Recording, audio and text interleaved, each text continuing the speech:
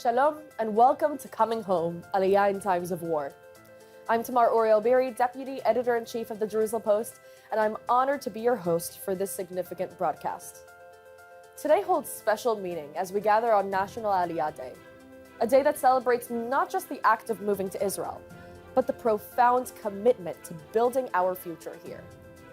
The concept of coming home has taken on new depths of meaning since October 7th, as we've witnessed extraordinary displays of Jewish unity and an unwavering connection to Israel.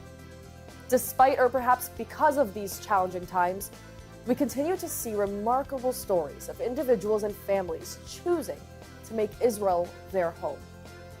Their courage and determination remind us that Aliyah has always been an act of faith, vision, and resilience.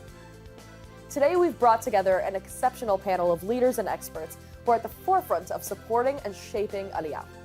From government ministers to Jewish agency chairmen to financial and practical experts like Bank Leumi and the Getter Group, each brings vital insights into the challenges and opportunities facing olim today. We'll explore the practical, emotional, and financial aspects of making Aliyah during these complex times. Our speakers will share their expertise on everything from navigating the bureaucratic process to building a new life here, particularly in the current security situation. We at the Jerusalem Post have an ongoing commitment to serving as a bridge between Israel and the Jewish communities worldwide. Whether you're actively planning your Aliyah, supporting others in their journey, or simply seeking to understand this pivotal moment in Jewish history, we hope today's discussions will provide valuable insights and inspiration. Thank you for joining us. Let's begin our exploration of what it means to come home to Israel in 2024. Eyal Efrat, first Executive Vice President of Bank Leumi, thank you so much for joining us today. Thank you. Happy to be here. So you're an Ole Chadash. Tell me about your Aliyah process. How has this affected the way you conduct business today? So I've been probably in the Israeli financial system for over 30 years. Wow. In the last few years, I've been at Bank Leumi, and I made Aliyah in 1994. And since so then, Ole Chadash is not an accurate description. So I still have the certificate, but I've been here for many years. And then I joined the army, and I started my way in Israel.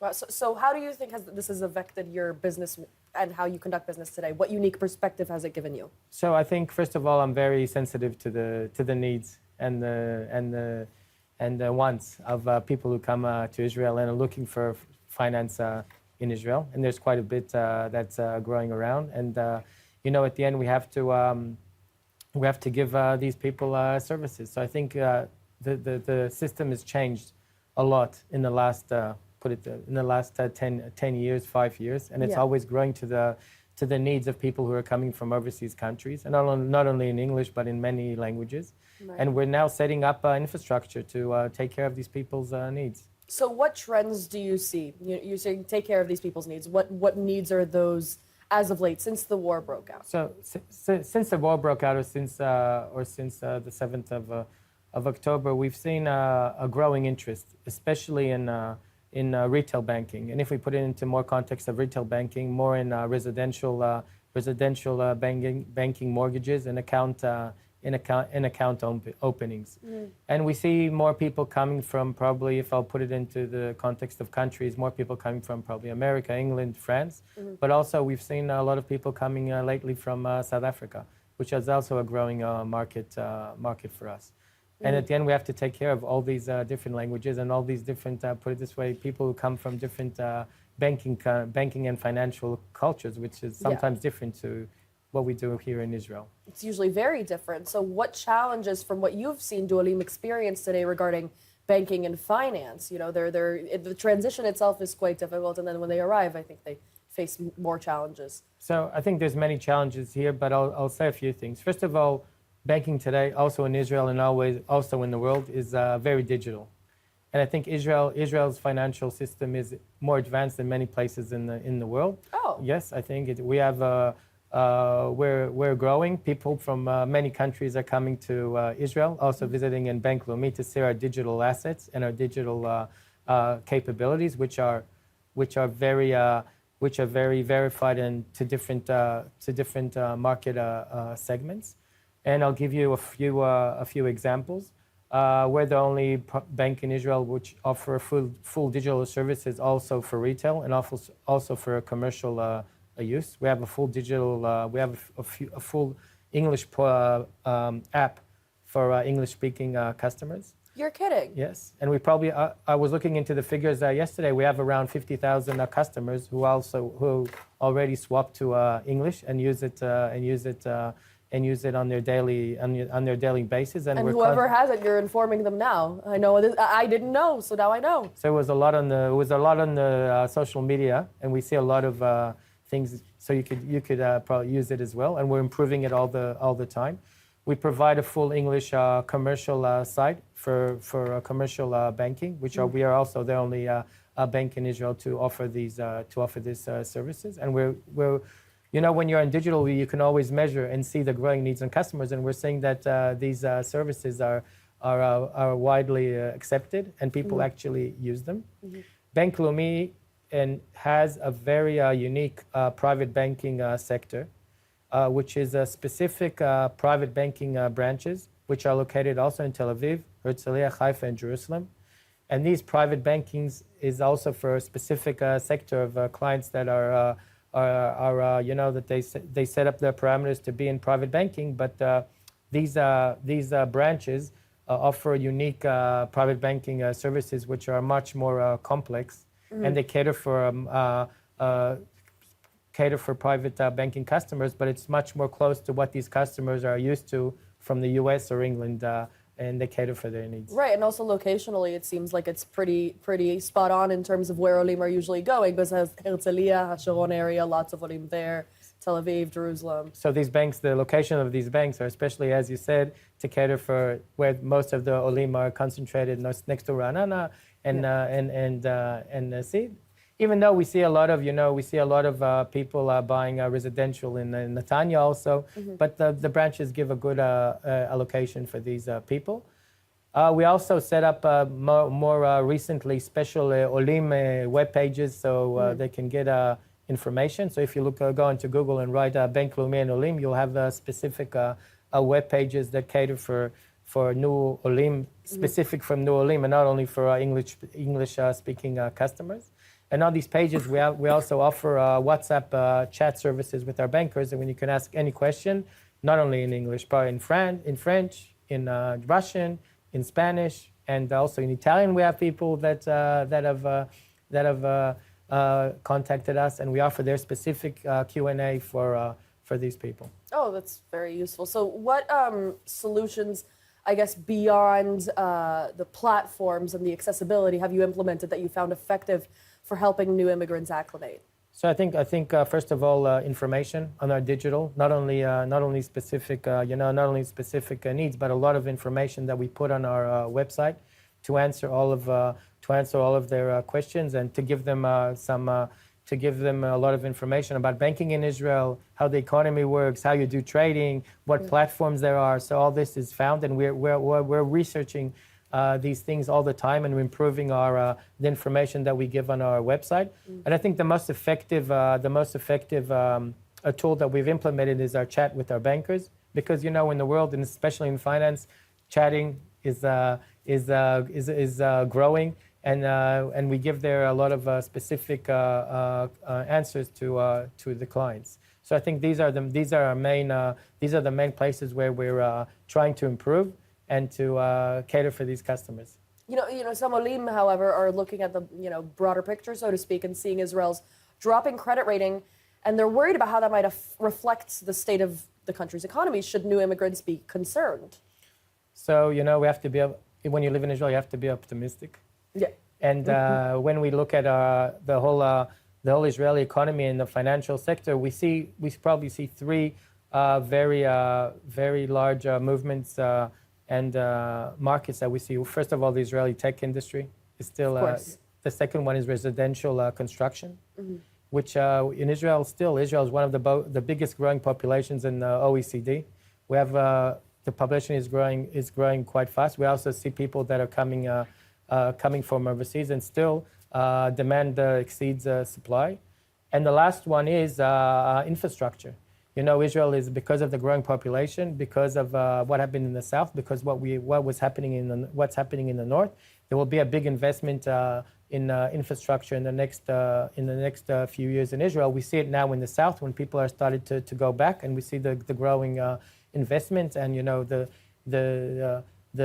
research for credit and projects. And I'm sure that we're going to see a big influx and boom in northern Israel once this is over, and I'm hoping that we're close to the end. Yeah, and that'll come soon, hopefully. So what are your biggest tips, if you had to narrow them down, for someone considering making Aliyah regarding their banking? I think that the first one is to research and to read. You know, today the world is, we're on web. You can read, you can research, you can see, you can check the different, the banks, the different opportunities that you have in Israel, banks, insurance companies, credit cards. It's all online. You'll find a lot of information. And the next one is, as I said, you can contact us. We'll always be happy to help. We're happy to encourage the Aliyah to Israel. We set up specific tools for to cater for these people's needs. And of course, we're always there. You can contact us on the chats. You can contact us in our branches. You can contact us on our private banking sectors. And it depends what segment you're in and what you need. But it's all out there. Amazing. 𝗟𝗵𝗆, thank you so much for joining us today. Thank you for having me. Major General in Reserves Doron Almog, Chairman of the Jewish Agency for Israel, thank you so much for joining us today. You're welcome.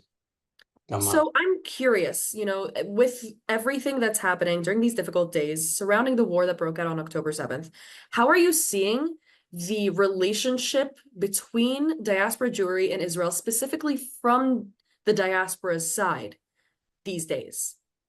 Israel resulted due to a long partnership between diaspora communities, Jewish communities all over the world, and the Jews who are stationed here in the state of Israel.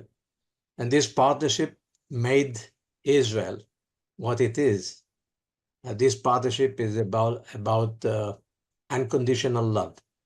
It's about commitment of Jews all around the world for this only Jewish state. And events in the wake of October 7 prove what I'm saying right now. Jews arrived for solidarity mission. Jews raised above $1 billion. Jews came for volunteering, and many olim. Since October 7 until now, about 33,000 olim arrived to Israel. Many of them joined the IDF, the Israel Defense Forces, and many of them also fell in battle, fighting for the only Jewish state.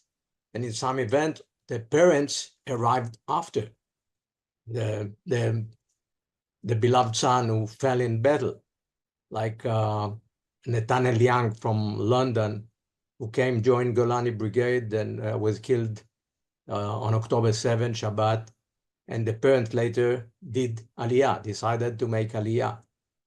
Also, Ben Machias from France joined the IDF and fought as reserve soldiers and was killed. And the parents decided to make Aliyah after the son, the beloved son, fell in a war. Mm-hmm. So I'm saying, of course, it's different in every case, in every family. It's different. Also, the amount of love, the amount of action that is taken by each member in the Jewish people. But in general, this is a statement. October 7 brought a shock, a clear shock to the Jewish world. You know, the Jewish Agency has been active since the start of the State of Israel, and to this day has done so. But, you know, obviously, I'm sure its operations have changed surrounding the war. I'm curious if we had to compare the Jewish Agency from its very roots, 1948, to today, what's changed and what stayed?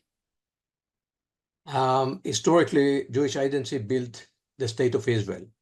Jewish Agency was established in 1929 in London, by the way, as agent of the mandate, the British mandate. From 1935 to 1948, David Ben-Gurion was chairman, the same job that I'm doing right now, the chairman of executive of Jewish Agency. And Jewish Agency here in Eretz Israel, as a matter of fact, was the government of the Jews who were stationed here. And in the first war, the War of Independence, Jewish Agency was the temporary government, led for a huge victory, amazing victory against 7 armies in the Palestinian year, 1.5 year long war. And later, the first Israeli government regulated the relationship between the government and Jewish Agency. And Jewish Agency focused, and as a matter of fact, having a monopoly on Aliyah. Aliyah is a job of Jewish Agency, Aliyah from overseas, not the 𝗘𝗃𝗲𝗿𝘆𝗵, the absorption here is responsibility of the Ministry of Aliyah. But overseas, Jewish Agency operating all over the world. And Jewish Agency vision in 2 words, it's קיבוץ גלויות. This is the state of Israel, is the 3rd temple. We lost the 1st temple due hatred, free hatred, and the 2nd temple. And this is the only Jewish state, the 3rd temple. We got responsibility to continue building the only Jewish state and establish hope at the heart of Jews all over the world in this crisis. This is the biggest crisis for Jews since 2nd World War and since the establishment of the State of Israel. Yeah, it's a huge calamity, and I think it's, like you said, impacting not just Israelis but also Jews abroad. How has that reflected onto patterns of Aliyah? I'm not just saying, interest rate, because I think that the interest has clearly risen in Aliyah, but I'm saying in actual, following through with Aliyah, if there's different locations, different behavioral patterns. Yeah, October 7 unleashed a huge wave of anti-Semitism all over the world.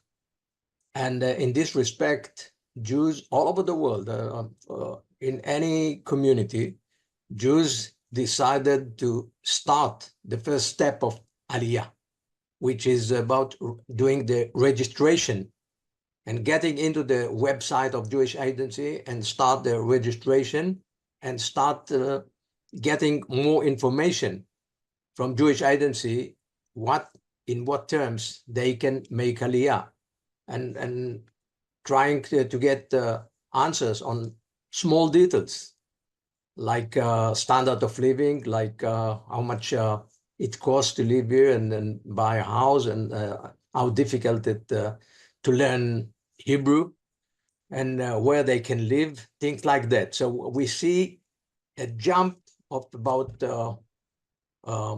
4 times higher than the period before the war. So in the United Kingdom, in Canada, in Australia, in the United States, we see a jump in the clarification on starting to get more information about Aliyah, doing the first step of registration and getting more answers on Aliyah, what is all about Aliyah. But many, for instance, Carly Mizell, 27 years old, I met her in the United States and asked her, what are you doing tonight? She said, tonight I do Aliyah. I asked her why. She said 2 words, October 7.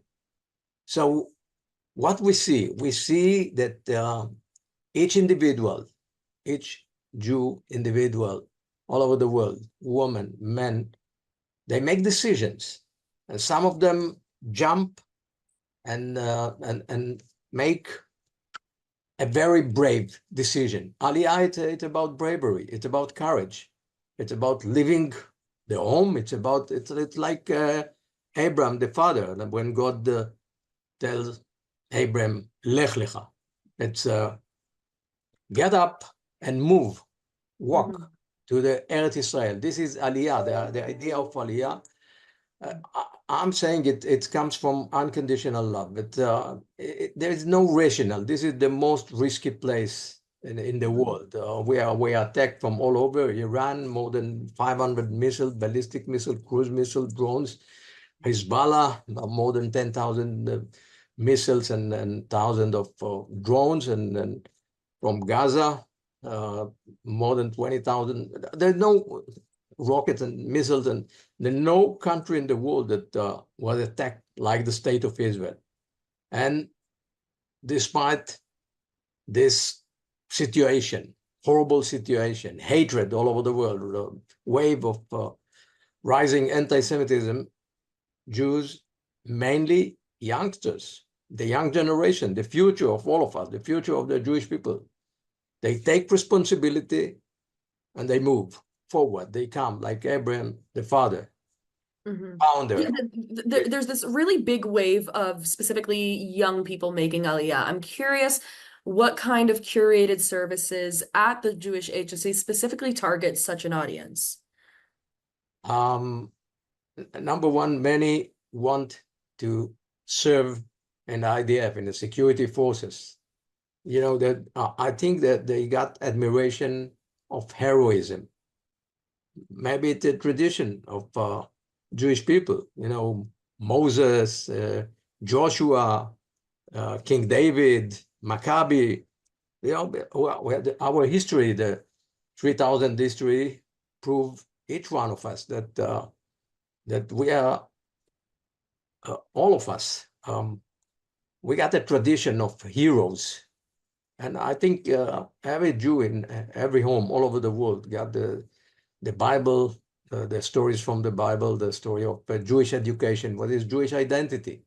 It's about stories that were established here in Eretz Israel.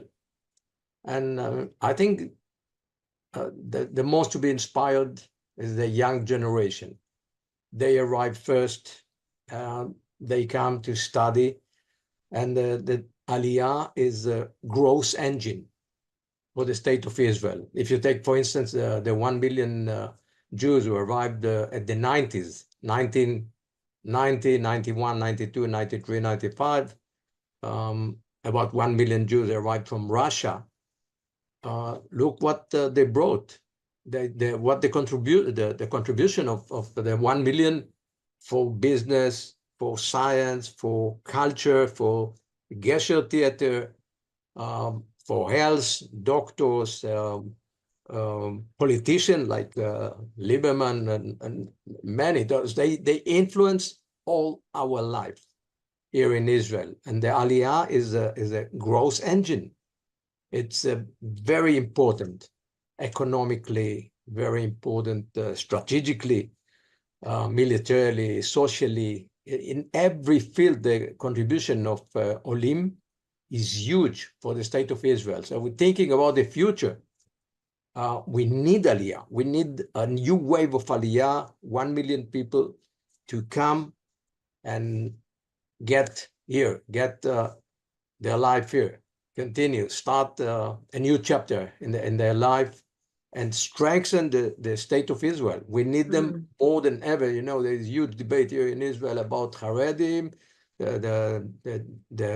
They should be joined by order, by law, whatever. But there are about, according to Halakha, there are about 8 million Jews all over the world, and not according to Halakha, which says the mother is not Jew, but father is Jew. For my opinion, they are Jew, purely Jew. But we have about 18 million overseas. So yes, we need them, and we need to attract them. And I believe that not only the brave one that arriving right now to fight with us later, after the war ending, we need to establish a new atmosphere, attractive atmosphere, and establish here an exemplary society. We are not fighting for revenge or for punishment. We are fighting because it's existential. We must fight for our existence. They want to wipe out the state of Israel. Hezbollah, Iran, Hamas, or whatever. So fighting, it's a necessity. We must fight. We must fight. But our goal is not fighting. It's a mean. Fighting is a mean. And later, after we get stabilized the situation here, later we need to establish חברת מופת. Exemplary society. Exemplary society. What does exemplary society? It means that a society with striving for excellency in every field, health and security and business and science and every field, striving for excellency, and from the other side, never forget the weakest behind. Absolutely. Major General Doron Almog, thank you so much for joining us today. You're welcome. 𝗍𝗃𝗲, CEO of the 𝗍𝗃𝗲𝗏 Group, thank you so much for joining us today. My pleasure. Thank you for having me. So you've made it your goal to get everyone a good, fair deal when looking for property, all the while providing buyers with the background knowledge necessary to make an educated purchase. It's quite a personal mission. Can you give an example of what inspires you towards this end? Yes, it's completely a personal mission. I started this about 22 years ago when I actually came from England, from London, and I bought my own apartment in Beitar was then. Then at the time I had someone who helped me throughout the whole process.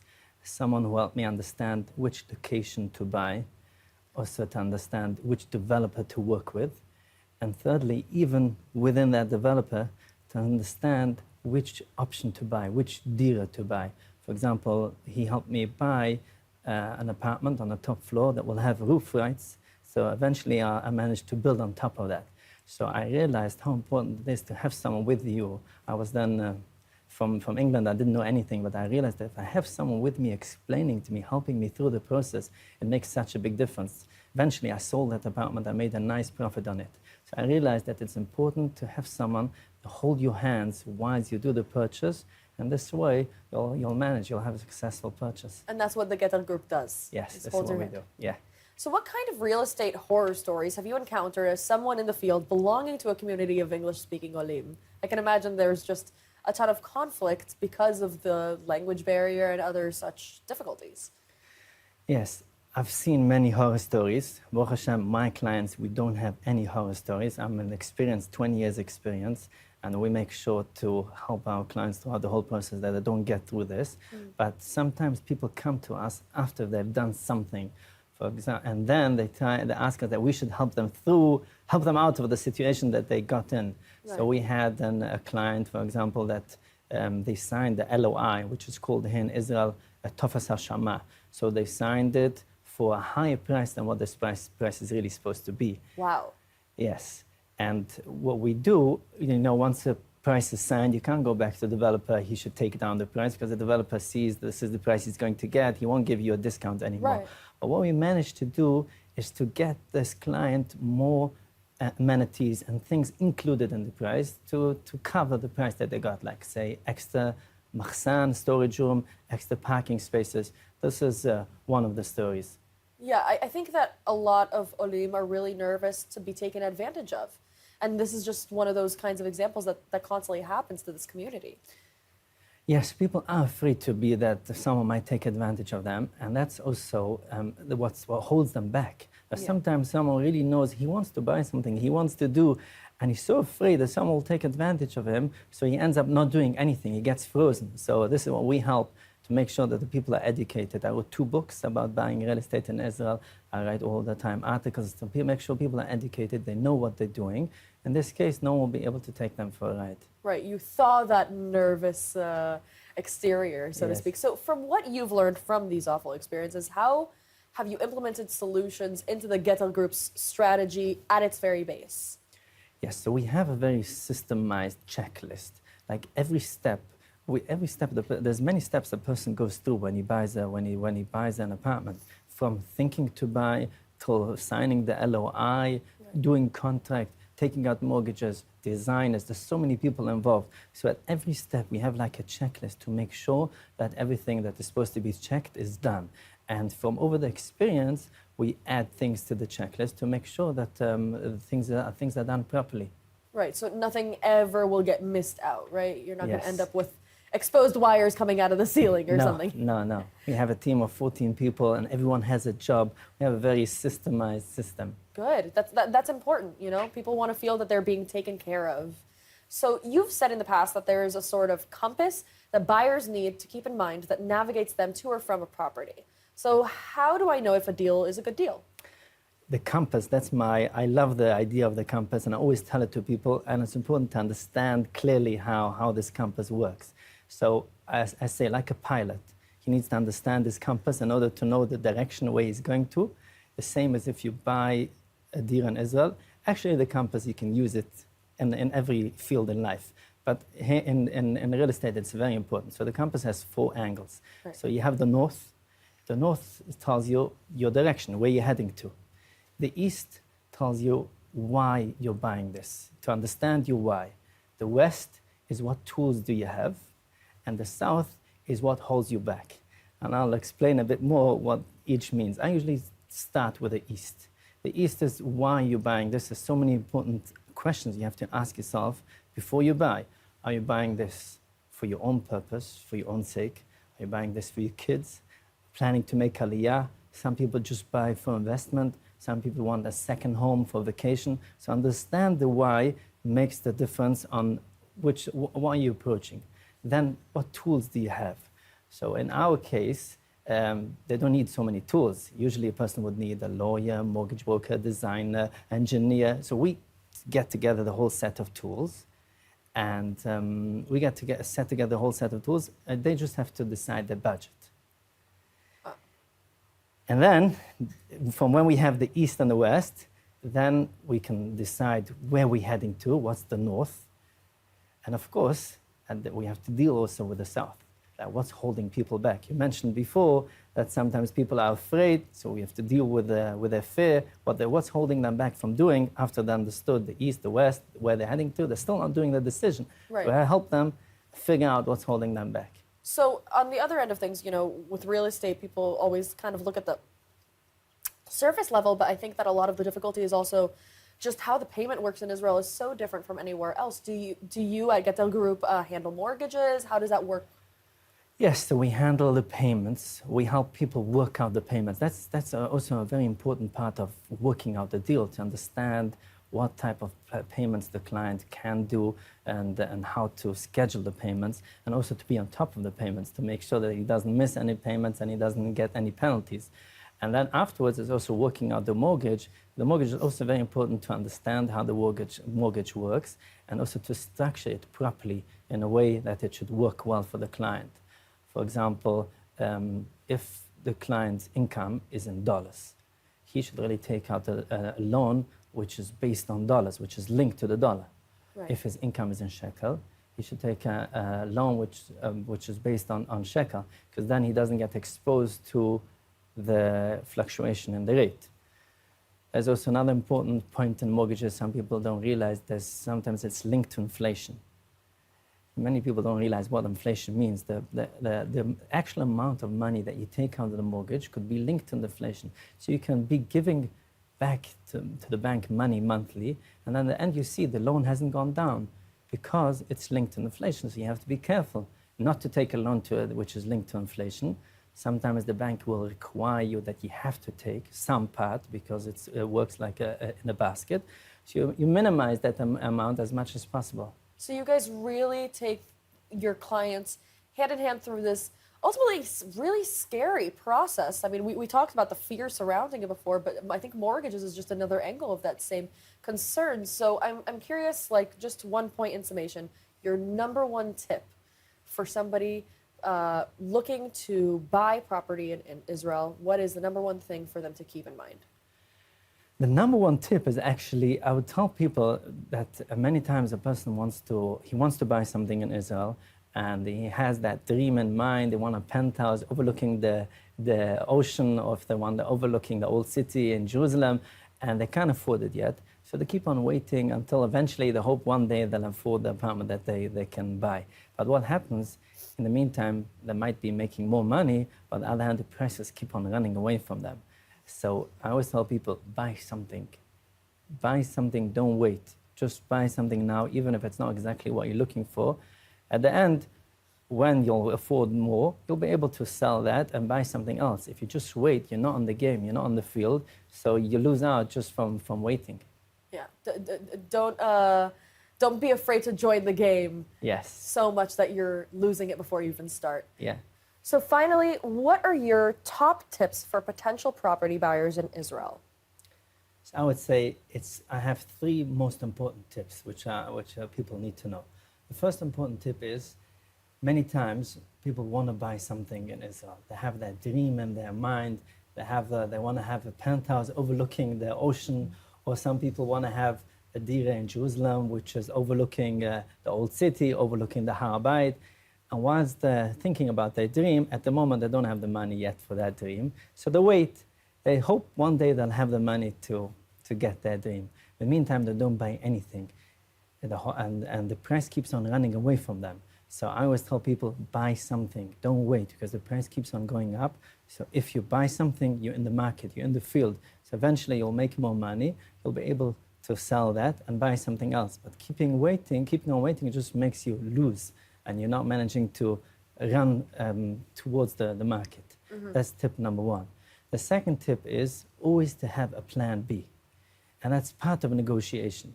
Like, even after you chose your apartment, things can go wrong eventually afterwards. Maybe the contract is not exactly the way you want it to be. The amenities is not exactly what you're planning to get.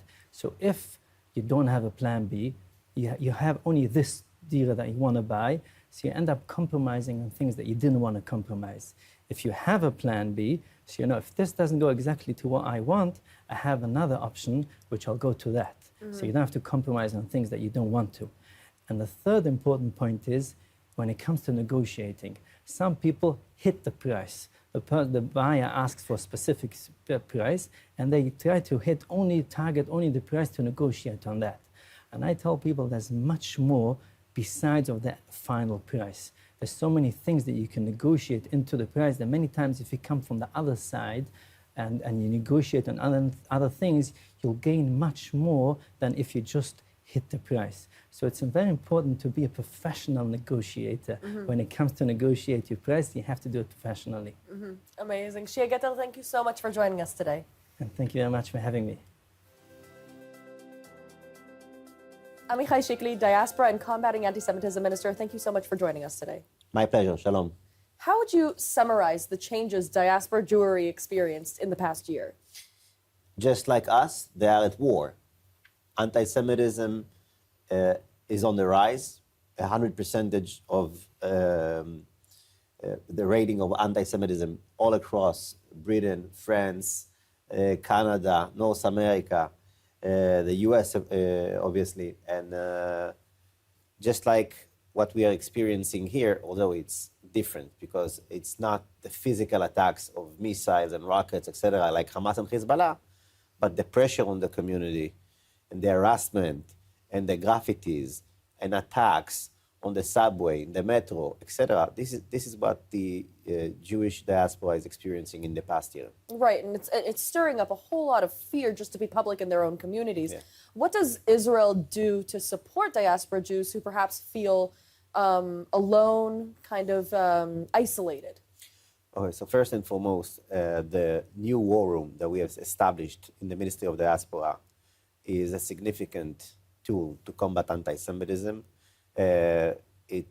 We launched it about 2 months ago, and this is a new tool that is very, very powerful in terms of the systems that allow us to monitor basically every social network that exists and to provide us with details, sometimes details that prevent terror attacks against Jewish communities, and also details that allow us to monitor the level of anti-Semitism in various states, the engines of anti-Semitism, who are the profiles, who are the people who are leading, whether it is politicians or influencers or organizations, who is spreading anti-Semitism.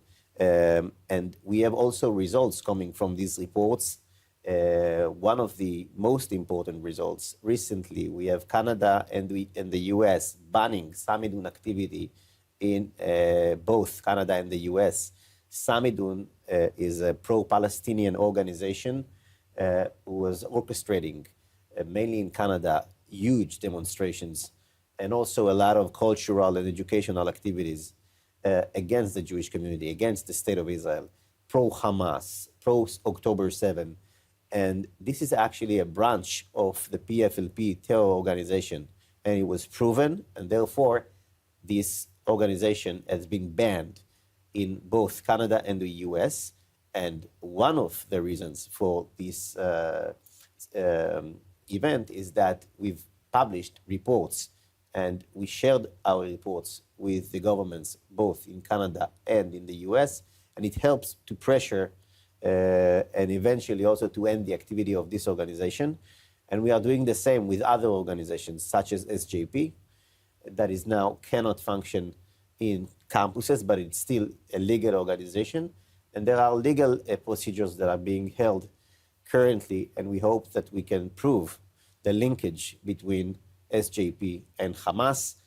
These kind of reports, these kinds of work is very, very important. It takes a lot of time to prove it, to bring all the information, but this is a significant activity that comes from the research department that we have in the office and from the war room that allows to monitor basically everything that goes on in terms of OSINT, open source intelligence. Right. So I mean, these reports are based on, like you said, social media posts, and according to that, you kind of understand social It is trends. a massive scanning of endless accounts. Right. With AI technology, this is something which is very, very helpful. Yeah. So are you sending these reports out to the social media companies as well? Because even if the organizations are banned from, organizing and protesting in person, that language still exists online. We work regularly with the leadership of various social organizations. We had a lot of correspondence, especially with TikTok, because TikTok was very, very problematic, especially at the beginning of the war.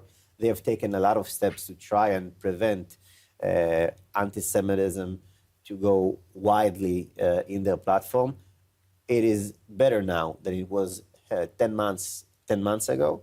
But still, there's a lot of work to do, especially on X. I see. The Diaspora Affairs Ministry, now Diaspora Affairs and Combating Anti-Semitism Ministry, has faced criticism in the past for politicizing anti-Semitism, claims that anti-Semitism is being focused on one side of the political spectrum and not the other. How do you respond to such claims? It's not true, it's not accurate. And actually, when you look at the recent trends of anti-Semitism in North America, we're seeing influencers such as Candace Owens, such as Tucker Carlson, who is a leading leader and influencer, hosting someone who is a Holocaust denier. And I reacted publicly on his statements, and I think it was a disaster. And this is very, very problematic. So when I see Tucker Carlson, who is such an influencer and is a key role in the right-wing political dimension of America, hosting someone who is a Holocaust denier, we're not silenced about it, not at all. And same goes to Candace Owens, same goes to less known but also impactful influencers such as Dan Bilzerian, who became all of a sudden to be a Quran and Islam promoter, not just poker and other stuff. It's a very quick change, yeah. Yeah, he became very religious recently. And we're trying also to understand who is paying for these people. I'm not mentioning Carlson, because Carlson, we had this problem with Carlson also before, but with people like Bilzerian, all of a sudden he changed the narrative and is speaking about Quran and Islam and about the state of Israel. And it seems like there is maybe, we're not sure yet, it seems like there is a Qatarian effort behind some of these influencers and the change that they've made in their opinions.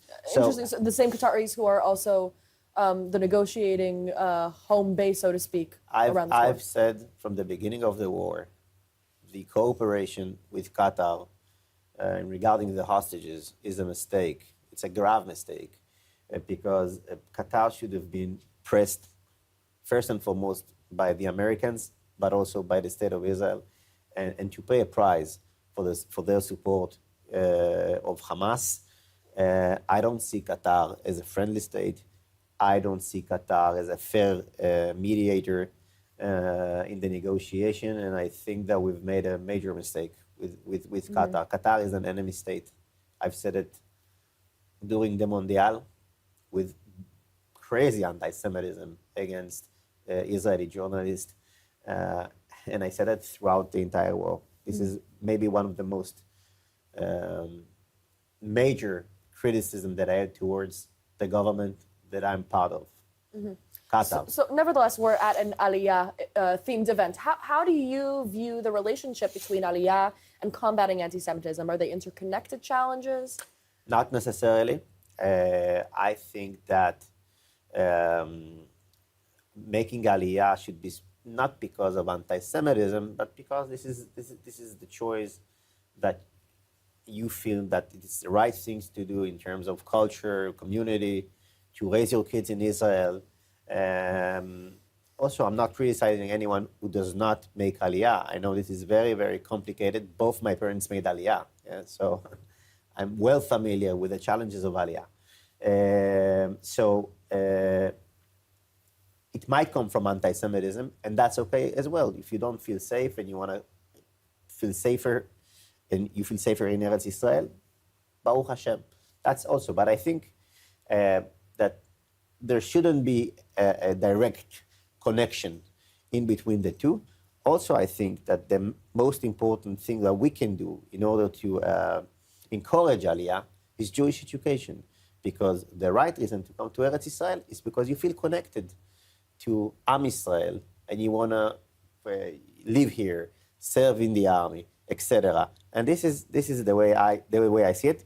By the way, in terms of measuring Aliyah, at the moment I think it's too early to measure, and we need to wait till the end of the war, and then a year after to see what's going on and whether the trend has changed. Because during the war, many people say it's not the right time to make Aliyah. Currently, we wait till the war will end. That's interesting, because actually a lot of data from the different organizations that we're hosting throughout this conference have said that there's a sharp uptick in interest in Aliyah. Yeah, interest. But when it comes to Tachlis Aliyah, we don't see a dramatic change yet, but we might see it after the war.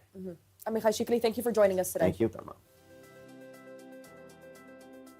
Rabbi Yoshua Fass, Executive Director of Nefesh B'Nefesh, thank you so much for joining us today. Thank you so much for having me. So has there been an increase in interest in Aliyah since the war broke out? There has been an exceptional spike of Aliyah interest since October 7th.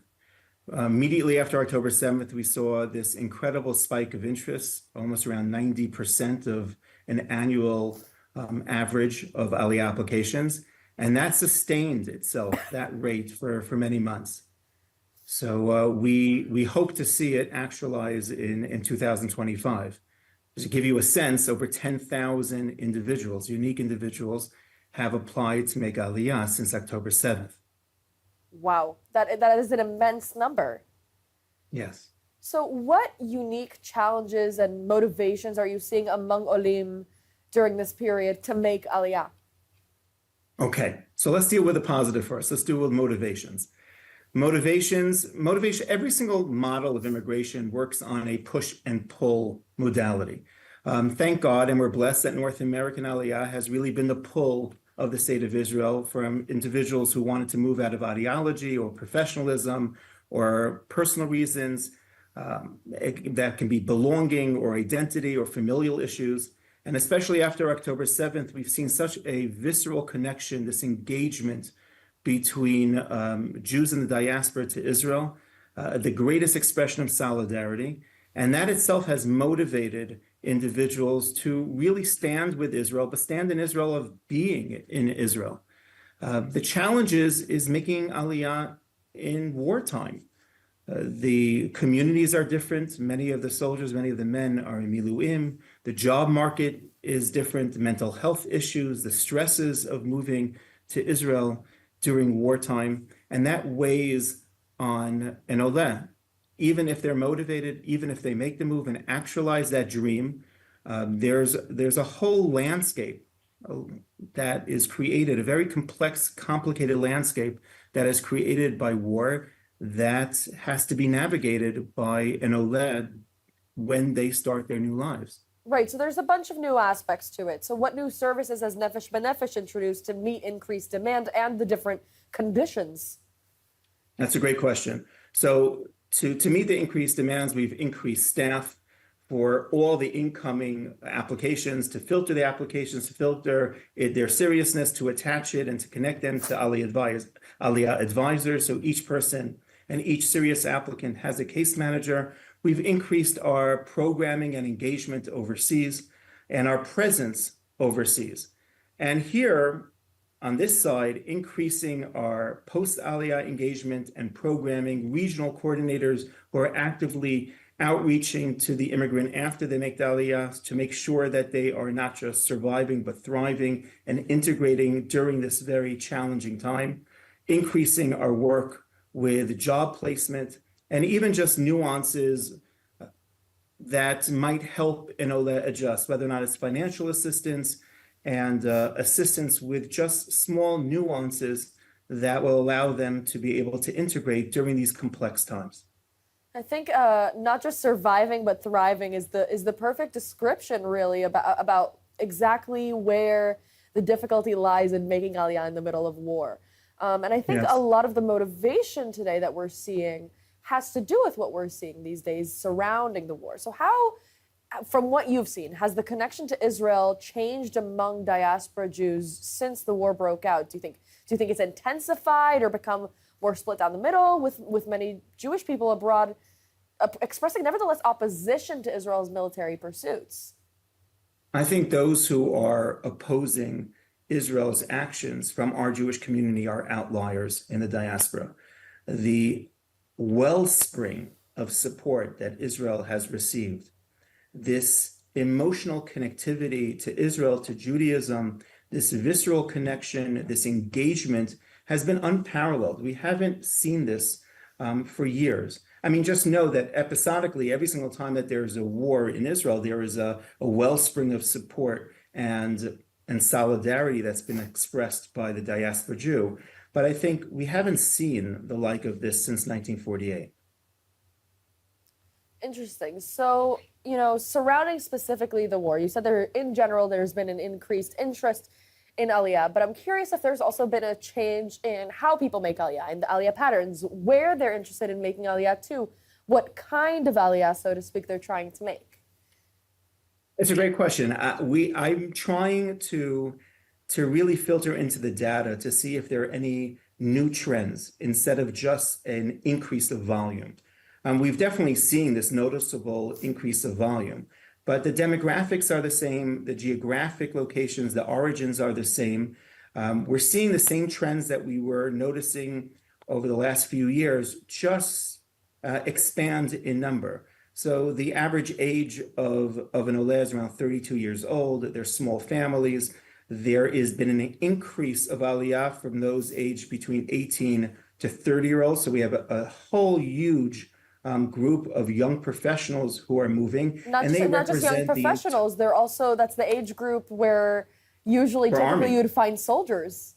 Exactly. So that opens up a whole, some of them are coming to stand with Israel during this time, to support Israel in every single aspect of the meaning of standing with Israel.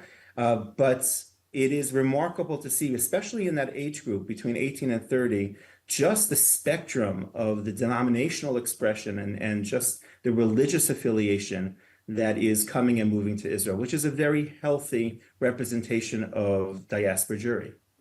According to that, do you have any predictions about Aliyah patterns for the near future, for the farther future, for post-war? I think we'll see, hopefully, we'll see the fruits of all of this spike interest And we will see in a historic year in 2025 for North American numbers, 2025, 2026. The interesting thing is what will happen on campus. Because right now, very few individuals are expressing that they are uncomfortable in the United States, and that is the motivational for going. There's more of a pull than a push in this immigration modality. So the interesting thing is what will happen over the next few months on campuses. Do we see even an increased number of that population moving because they feel that they want to even get a head start in their professional life and by going to school here, undergraduate, graduate school? So that'll be very interesting to watch that trend. That's so interesting that you brought up academia, because Israel's academia is, the source of so much of its pride. We're the startup nation, we're an educated nation. So it's very interesting to imagine that that's going to be a very large motivator in the near future. I hope. You hope. We'll see. And my final question for you is, what advice would you have for somebody considering making Aliyah in 2025? Research. The more a person plans, the more a person is prepared, the more successful that they can have as a future. Take this as one of the most serious decisions of a person's life. It's not just an actualization of one's own personal dreams, but you are paving the path for generations to come. And that requires an immense amount of preparation. And we've seen a direct correlation to those who are prepared, to those who do research, those who look at every variable that will be identifiable points of success. And if they have a plan, obviously, plans get detoured and you get detoured onto a different path.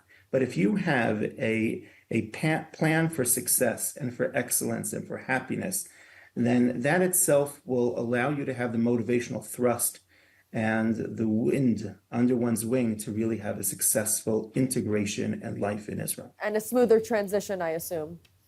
100%. Amazing. Rabbi Fass, thank you so much for joining us today.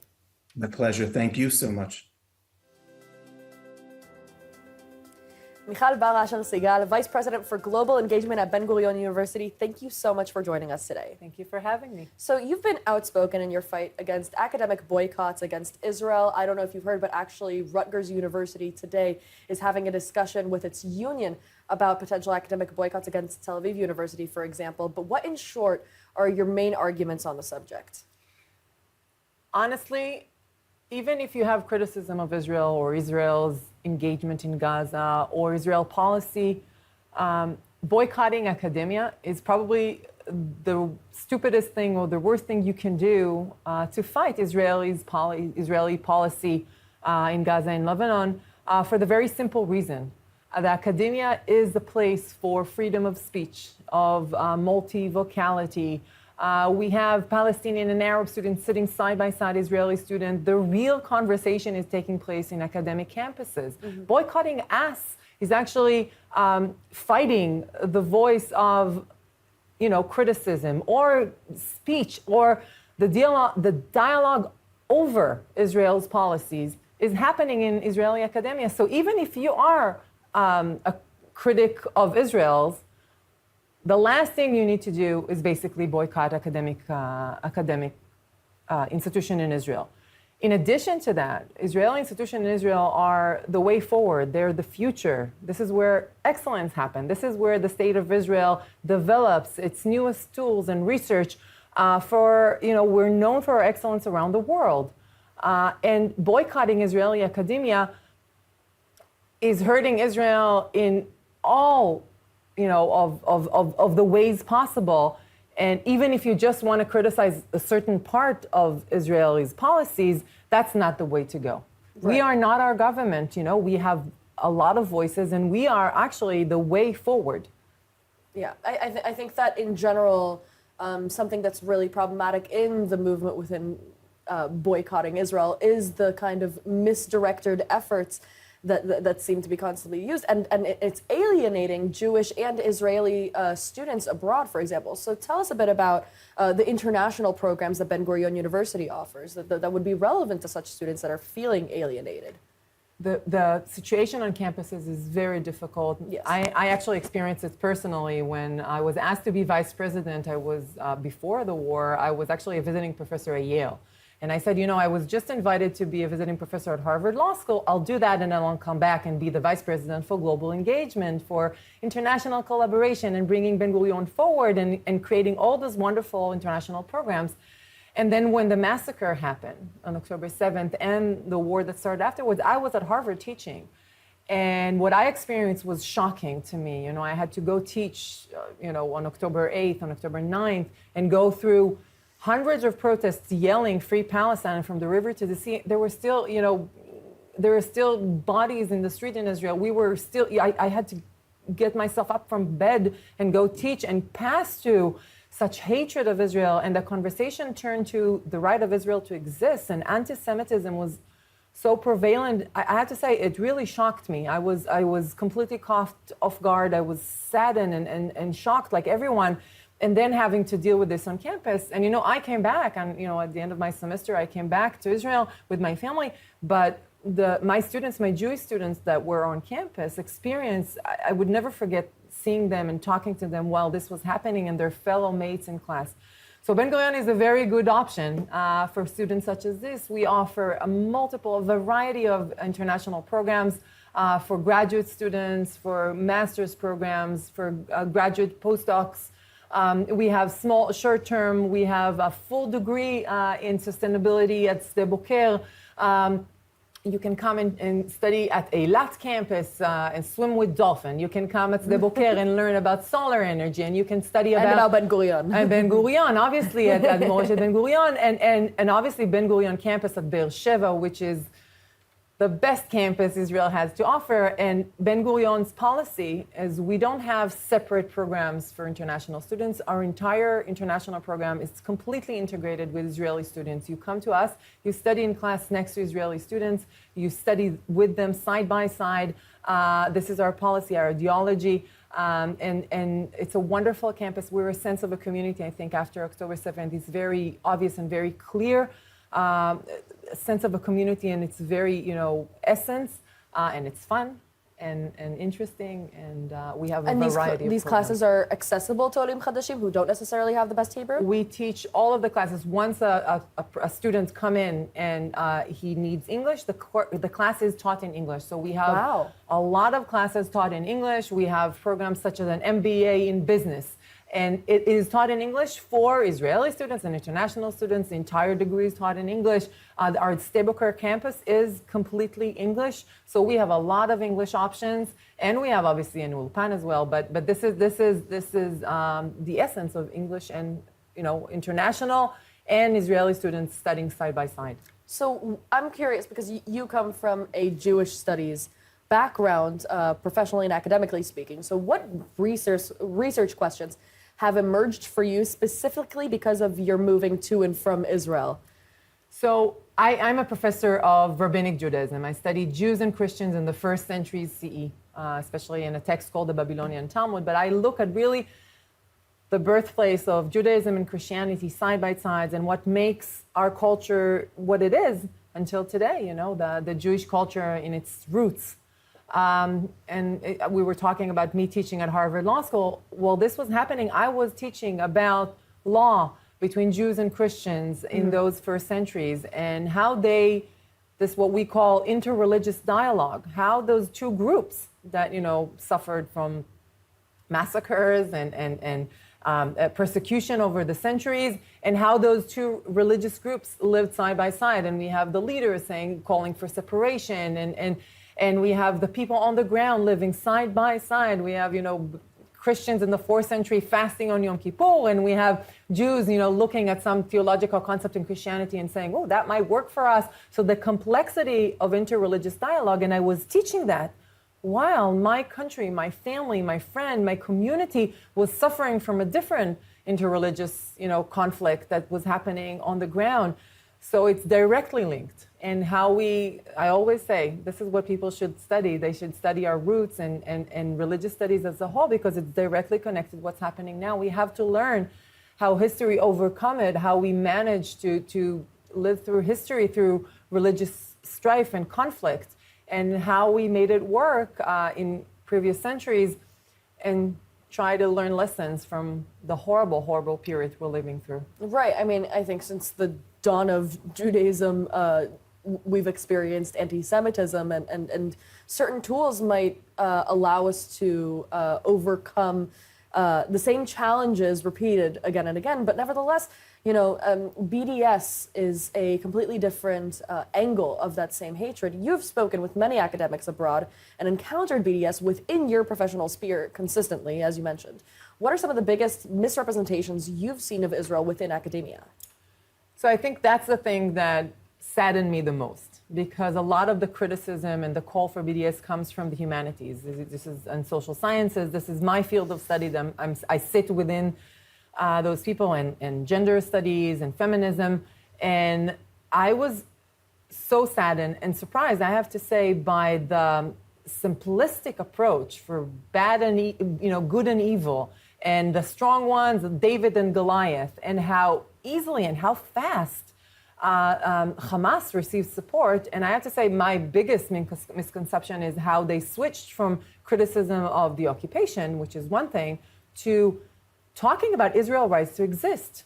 I have to say, I come from this milieu, and I was shocked by how quickly the conversation turned to Israel's even right to exist, and the simplicity of it. And honestly, people don't even know which river and sea, what are we talking about? And 47 and the UN resolution concerning Israel, none of it comes into play. And I think it has to do with a lot of other issues and a lot of, colonialism criticism that might apply in certain ways, but definitely not in the way that it's being applied today.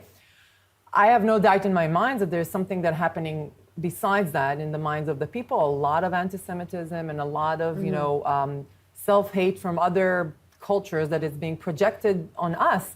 Right. But it shouldn't happen, especially not in academic circles. This is, even again, you can criticize Israel policies in certain angles, occupation and all kinds of stuff. This cannot lead to a how come the conversation all of a sudden is about Israel's right to exist? Right, it's an oversimplification born of misinformation. Ignorance. We should really say it, ignorance. And we as academic should know better. Really, we should know better. And it really angers me. And for the first time in my life, I blocked people on social media, people who are my colleagues, because I said, this is not, you should know better. And it really angers and saddens me. I am still a very firm believer in knowledge and education, and teaching people what there is. And I have to tell you, we hear the loud voices, and I think there's still the minority within academia. The vast majority of people I know who know our research, know that it's good research, want to continue working with us, they're silent at the moment. And they're I think they're also scared by the vehemence and the anti-Semitism that rises, the support in Hamas, a terrorist, and the atrocities of October 7th. I think the vast majority of people are with us, but we should be better at teaching and educating people about the complexity of the situation here on the ground. Absolutely. Yes. Michal, thank you so much for joining us today. Thank you. 𝗍𝗶𝘆𝗵, CEO of Israelis, thank you so much for joining us today. Thank you for having me. So Israelis sends immense numbers of delegations abroad. Tell us a little bit about what you see. What are the biggest struggles that Jewish communities abroad face? So now more than ever, we see the Jewish community in desperate need for guidance and help with what happens with kids on universities and campuses. What's happening is parents sending their kids for the first time outside of their house, and these kids are not safe anymore. We saw throughout the last year what's happening around America in different campuses, for example, Columbia, and try to imagine a young 18-year-old student for the first time outside of his house without any support, without any parent nearby, and now needs to defend himself, but not just himself as a persona, but he became as an ambassador of Israel without even asking for it. So what we see is parents that are frightened, have no tools of how to better educate or equip their kids, and we see the kids that are totally confused about how to defend themselves, how to defend Israel, should they be the representatives of Israel. And this whole vacuum, someone needs to go in, and we try to be in this gap. So what does that actually look like in actuality? How is filling the gap in actuality? So meaning you have students that have no idea, I mean in a more deep knowledge of idea of what's happening now in Israel, why Israel is in Gaza for so long, what is Israel doing in Lebanon, what does it mean to be in 7 fronts? These students have no really idea in terms of knowledge of what's happening now in Israel. The second thing is Israel objective regarding the hostages, regarding our own safety, our rights to defend ourselves. Even more than that, our right to exist. So we give these students both the understanding, the knowledge, and the tools of how to better defend themselves on social media. Not only that, a lot of these students had traveled to Israel, either throughout the last year, back a year ago, 2 years, and we want these students to be able to share their stories about Israel, because we believe in person, in people-to-people connection. When you will tell your actual experience in Israel, it's just narrowing the gap, no matter who is against you or who stands in front of you. Yeah, the second it's a personal story, it's something that you can connect to as a human. So are there any personal stories that really stood out to you that Israelis has encountered abroad?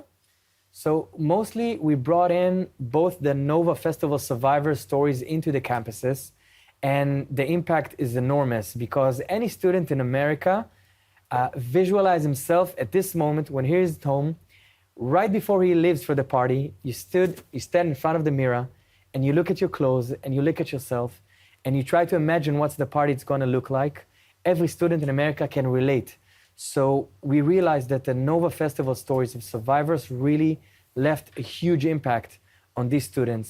And what we faced there, what we encountered is many, many stories of young kids that again felt that they were left alone out there in the campus, needed to defend themselves and to defend Israel. And it's even a war of numbers. There is only few of us there and many, many of them. And now you need to be smarter, you need to be more authentic to our perspective, and we need to gather around together. So that's what we try to do. We try to create a coalition of people in universities to better advocate for Israel. Yeah, it's so interesting that you said that they really connected with the Nova survivors, because it makes sense, right? It's the same age groups, it's the same mutual interests, right? I can imagine that a bunch of these college kids, dream of going to Tomorrowland and go to EDM parties in the city, and so they can imagine themselves at a rave. And so imagining yourself in that situation connects you to these actual stories and brings it home, so to speak. So did those you've spoken with express a desire to go beyond, let's say, to make Aliyah? I even take it a bit further.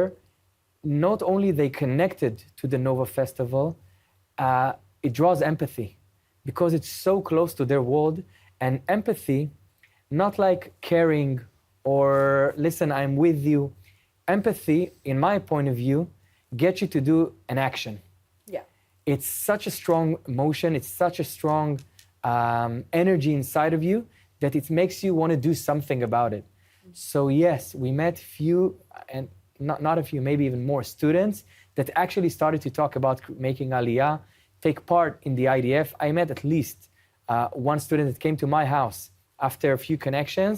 I invited him for dinner. And he was thinking about joining the IDF, but maybe in a year from now. And after one weekend with me, with other people in my ecosystem, he decided that's it. This is a one-life opportunity to take part in the IDF at this specific crucial moments. 20 years from now, what will I tell to my kids? Where was I back in 2024? Did I speak? Did I act? Or did I do none of the above or all of the above? Exactly. Did I be a doer? And by the way, joining the IDF, this is the big thing now for youth in America. Yeah. There's huge motivation to make Aliyah specifically to be lone soldiers. Right. Yeah. So how do you navigate communicating Israel's complex narrative to international audiences, right? Because on one hand, there's the empathy side, but on the other hand, they have empathy for Israel's opponents as well because of what they're seeing, what they're exposed to. This is a very tough battle, what's happening now in the advocacy world. But number one, we have to do something. So in my belief, there is many organizations that try to do different tactics. What we do in Israel is we try to appeal to, again, people's hearts and minds via storytelling and people-to-people connection. What I try to do when I met many audiences around the world, Australia, Mexico, Canada, America, the UK, Germany, wherever I went throughout the last year, I try to bring the equation for people. Let's try to think about Iran. I think deeply that the Iranian people connect with Israel on the same level. We both cherish freedom and love and democracy. Unfortunately, the Iranian people have the worst leadership they can ever imagine. They have a leadership that cherished death and destruction. And let's say what happened now with this young woman that was arrested 2 days ago, just by wanting to express her freedom, just to wear whatever she wants to wear. And by the way, the same case happened 2 years ago. I tried to ask these people, who do you want as your neighbor? What kind of values? What kind of society? What I saw on October 7 is a society, myself, my friends, we were willing to risk our life on that day to save people we don't know. Right, you were on the front lines, right? In the name, exactly, in the name, again, of human rights, of democracy, of love, of empathy. But on the other side, we saw a society that cherished death and destruction. And we need to choose. This is time for humankind to choose what kind of values you want to cherish. And this kind of understanding we try to approach, we try to bring to people by connecting to stories like this young woman now in Iran, that, by the way, I think she's the most bravest woman alive to be able to do something like that. Yeah. And in a few years from now, this is what will happen in Iran. People will dress the way they want to because, again, freedom will overcome anything. So when it comes to October 7th and the resulting war, there's a lot of denial abroad and flat-out fake news about Israel. What are some projects or methods you can mention that Israelis employs to garner support for Israel despite all of this? So from the day that Israelis was established, out of a need, we realized that many people go abroad, they travel the world, and they face antisemitism. Few of the founders of Israelis, that's what they faced on their story. And we decided in Israelis to equip these young soldiers with the right tools of how to navigate in these kinds of dialogues when you sit in a nice, hotel or guest house in India or in South America. What to do, what to say, what is the right moment. I love that you're describing the stereotypical post-army vacation that Israelis typically take. Exactly, but it exists. It's like an algorithm. They buy their own tickets, they go everywhere in the world. All we need is to, in very, very cost-effective ways, to have them becoming ambassadors of Israel. And that's what we try to do. And mostly is the understanding that you can share your own personal stories and it will overcome everything. So we took the power of storytelling with technology. We chose the VR technology, which is phenomenal these days. And we created the Survive to Tell program, where essentially allows students in America for a few minutes to be present at the Nova Festival site or in Kibbutz Be'eri in Kfar Aza with actual survivors that were there in the same day, and not just listen to the story, but listen to their story at the site. This is the exact bush where I hid, and two of my best friends were executed, and I sat there. Eventually the terrorist found me. He struck me in the head, and then he started to tie my legs and drag me. This is one of our survivors' story. When you listen to Mazal Tazazo's story at the site on VR, this is unbelievable. And we talked about empathy. This is exactly what it does. It allows people to be present on October 7 with the survivors. And we also captured very, very rare footage on 3D from that day, and we combined it in the film. The result is unbelievable. We traveled all over the world with this. And for 2025, we have ambitions to go to 500 US campuses to try to combat the rising anti-Semitism in the campuses, where eventually we want to bring people tools to defend themselves, and the ones that says that's it, it's too much, we can give them another door, another bridge to Israel to make Aliyah and to join us. This is what I try to do. Beautiful. Nimrod Palmach, thank you so much for telling us about Israelis. Toda rabah, thank you. Shai Felber, Director of the Aliyah and Absorption Unit and Deputy Director General of the Jewish Agency for Israel, thank you so much for joining us today. Thank you, Tamar. Thank you for having me. So can you tell us a little about the latest Aliyah trends? We know there's been an uptick. Where's that coming from? What areas in the world and so on? So since the beginning of the war and 7th of October, we see a rise, a spike, I have to say, in Aliyah demand from all over the world. We see it what we call Aliyah opening files, where people actually are calling us and expressing their willingness to make Aliyah. We see a huge increase in Western Europe, mainly in France, I have to say. On an average month, we have more than 400% increase of Aliyah files. In terms of number and potential, it is more than 6,000 people that want to make Aliyah. We have Aliyah from the UK that haven't been for many, many years. Even in the United States and other Western countries. Definitely the countries that have been affected because of the situation in their own country, we see more and more people that are enthusiastic about Aliyah. I have to say that one of the trends that we are seeing, this is not only because of antisemitism. People are telling us that they see Israel as their home, regardless to that we're going through and the war and Iran, Hezbollah, and obviously Hamas. They feel the solidarity with the state of Israel. So they see what's happening in the war as an instigator, but not as a motivator. Exactly. They see the situation in Israel and they look for the future. They know that eventually we will win, and they think to themselves, this is the place we want to be in the future. They're also telling themselves, we know that Israel needs us. Right. We're going to be part of recreating the state after the horrific thing that we went through. So Aliyah has always been considered a very difficult process, which is completely to be expected. What are the greatest resources, and which would you say people are missing out on and should utilize more? So with the Jewish Agency, when we are preparing the olim for the Aliyah, we are telling them, prepare yourself. There's the process where you have to bring all the documents, and that's fine. That's not the most important preparation you need to do. The most important thing that you need to time to invest, learning Hebrew before making Aliyah, exploring job opportunities in Israel, see what with the Jewish Agency, what the Ministry of Aliyah and 𝗘𝗃 is giving the olim, what kind of an assistance can you get to housing, what are the solutions that you can get, see your budget. So you need to invest more and more in preparation. Also today to come to Israel, it's relatively easier. So come, see the places, see where your kid's gonna go study, see your neighbors, see your friends. So you need to invest in preparation in order that your absorption will be successful. Mm-hmm. So, I mean, it's usually quite hard to prepare, though, because, like you said, the stereotype of Israeli bureaucracy being quite difficult, it's a real issue, especially for olim chadashim. So from our point of view, Aliyah doesn't start when you land in Israel. Your Aliyah starts before you are making Aliyah. Today, we are giving all the services, the Jewish Agency and others, prior to the Aliyah.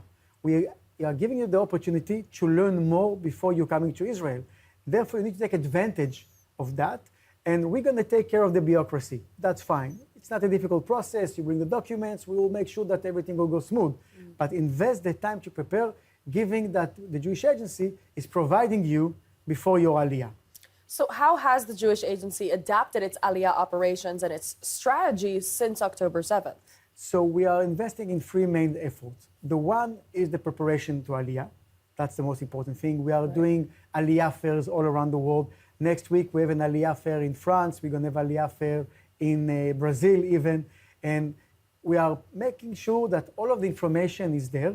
And where people are getting questions, they want to get more information, we're going to be there. Don't come to Israel, but let's get to you as a customer abroad. That's the one thing. The second thing, we are investing a lot in bringing jobs to the olim, but also to come to bring them programs while they make Aliyah. Meaning they can come, get an ulpan, get an absorption center, and getting, in that time, employment preparation or even courses, IT courses and others. So the investment. And the third thing is Aliyah of young couples and young families. We see an increase. More than 40% of the Aliyah demand is for singles or couple married with kids that are up to the age of 6. This population need different assistance from us. And so we are opening absorption program in Israel, like 𝗀𝗏𝗏 and others.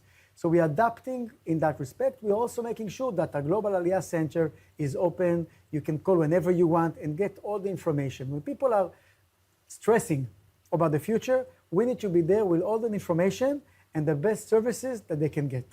So how are you balancing, though, the immediate crisis response, which, like you're saying, it's taking a different set of tools with long-term planning? So if someone wants to make Aliyah tomorrow, we will be there for him tomorrow.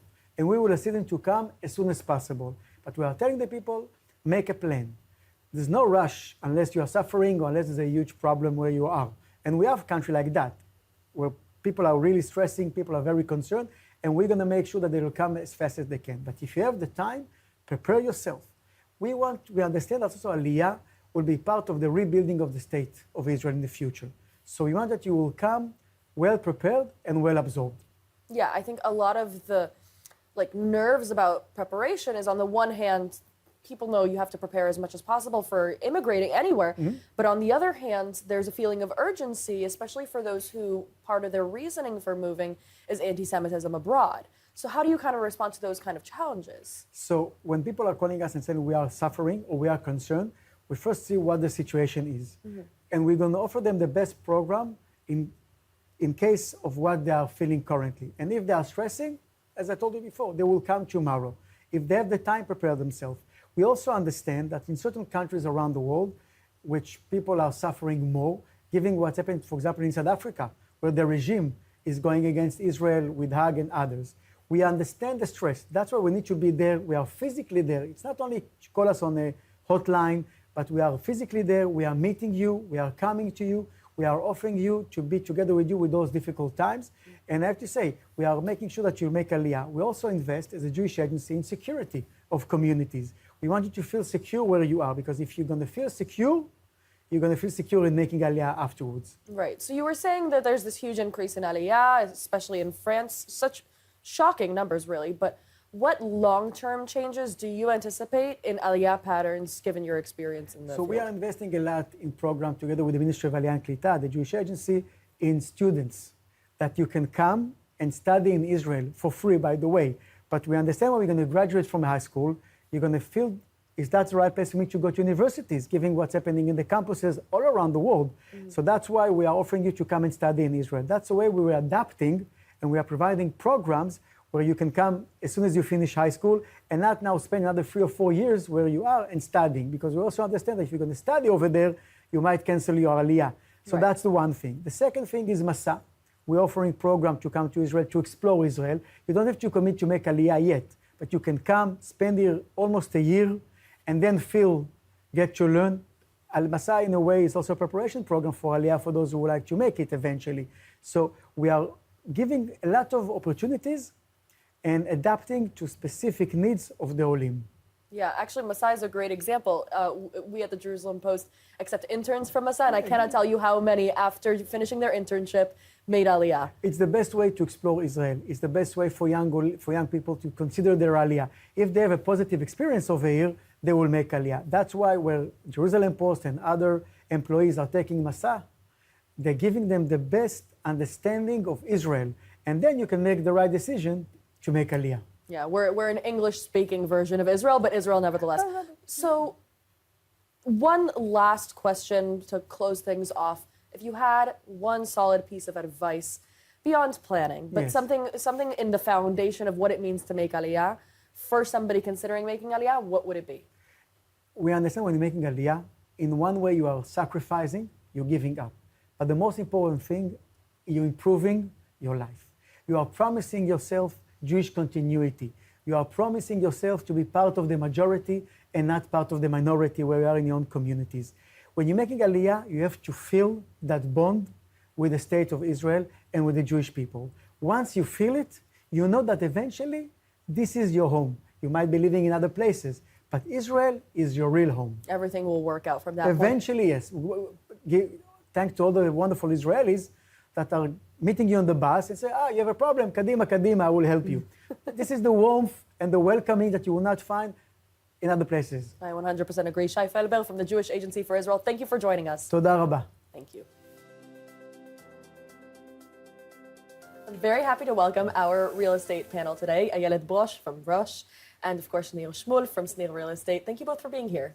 We're very happy to be here. So, 𝗟𝗏, tell me a little bit about the current projects that Brosh has in the works that may be relevant to Olim Chadashim. Okay, we have a variety of projects, different kind of projects, like we have in the center of Tel Aviv, in prime locations, boutique buildings, different kind of sizes of apartments. We have a bigger project in the north of Tel Aviv. There you can find few apartments available still. It's ready. People can buy it and just move in or have a tenant there, get the interest right away. We have projects in Ramat HaSharon, and we are about to start a huge project in the center of Herzliya. We believe in prime locations, and we believe in quality, and our buildings are like diamonds. Oh, amazing. Yeah. So 1 in a million, really. It's not a question of 1 in a million. I think it's a question of the attention you give to the designer who built the project. We put a lot of effort into the quality of the building, and we give variety of apartments, which means you can buy an apartment, 2 rooms apartment, 3 rooms apartment, 4 rooms apartment, or huge penthouses. So it's a really huge variety, I would say. And our main thing is really specializing in locating the right place, prime locations, in the center of the towns, if it's in Herzliya, Ramat HaSharon, or Tel Aviv, for people who are interested to work in the center of Israel, it's a great solution. Which is where a lot of olim chadashim are. Nir, I saw you nodding along the entire time Ayelet was speaking there. In your experience, that's the approach that in Still Reals that you guys take as well. Yes, I think that we need to understand that someone is coming to Israel, it's not only about the home. It's also about the job, it's also about the school, it's also about the community. And those are very, very important things. So when we start to learn about the Oleh Hadash that's want to come to Israel, we need to understand what is his budget. It's very important to understand the budget of the Oleh Hadash and then to fit him the right place and the right neighborhood. Second of all, we need to help him with the finance and about the mortgage. We need to understand and to help him to understand what is the Israeli law, tax, and procedures in Israel. And then if someone is coming with his children, we need to give him about information about the schools in Israel. To where is maybe the schools that you can speak in your language over there, in French, in English. It's very, very important things. And of course about the community. It's all about the community. Someone that is coming to Israel, he can learn a lot from someone that was in the past come to Israel. So we need to learn him a lot about the Israeli tax, about the Israeli procedures in Israel. And I think it's very important things to help him to find a job. Because someone is coming to Israel, it's not only about the home, also about to finding a really good job. So you really like helping them find a place for themselves in every meaning of the word. Yes, you're right. It's very important for them. I think about myself. If I'm going to go to another country, I need a job. I need education to my family, and also about the community. It's very important. So I think it's about giving new immigrants an address here. We're not just a company who is selling apartments, and they are another client. We treat them differently. We really pay a lot of attention to their needs. Sometimes I have a feeling through our experience that they are not clear about what the exact needs of the apartment are about or want to buy in Israel. They are not clear about what are their needs because they're not familiar with the area. They are not familiar. I'll give you an example, if I may. If you're trying to sell an apartment for somebody from LA, okay? They're used to huge houses. They're not used to small apartments like the bedroom. They come and look and see the bedroom. They say, this is the size of the bedroom I'm going to buy. So they have to make a switch, think differently. So it's not a question of treating, I'm targeting a client from LA a bit different than I'm targeting a client from New York. Their needs are different. So I'm curious, are their needs different also locationally speaking? Like, where do you see increased interest in terms of where olim can make aliyah to? That's a question for both of you, really. I think you could see that maybe, let's say, in Jerusalem, you can see religious people that come to Jerusalem. Yeah. If you see someone that coming to Tel Aviv, he can afford to buy a bike in Tel Aviv, a house in Tel Aviv, because house in Tel Aviv today it's about $1 million approximately. So it's very expensive. You can see people from France that come to the minimum. Yes, that come from France that come to Ashdod and maybe to Netanya. You can see Anglo-Saxon and you can see some from South Africa that coming to Ra'anana. So the community is very important for them. Yeah. So there is a places that someone is coming from the background and he want to go to a place that he can see someone that he saw in the past. So it's very important to them, and I think you can see some of the project. And now I can see even the war in Jerusalem. A lot of people religious coming to Jerusalem. They are coming with the community. Some of them come with the rabbi. It's something that you can see it a lot. Oh, wow. Yes, and I think because of what we are seeing right now in the world about the antisemitism in the world, it's very strong right now. And Israel even is right now in a war. We can see a lot of olim chadashim is coming to Israel, and we need to support them. There is a lot of challenges in Israel. Yeah, so I mean, the issue of providing support to olim chadashim is a massive issue, a huge subject in this conference as a whole. Ayala, I'm curious, what kind of support does ॿ'rosh offer for olim chadashim coming to you guys for services? I just want to add one more thing for what you've asked before. I think the first thing you have to do when you approach olim, newcomers, is to interview them.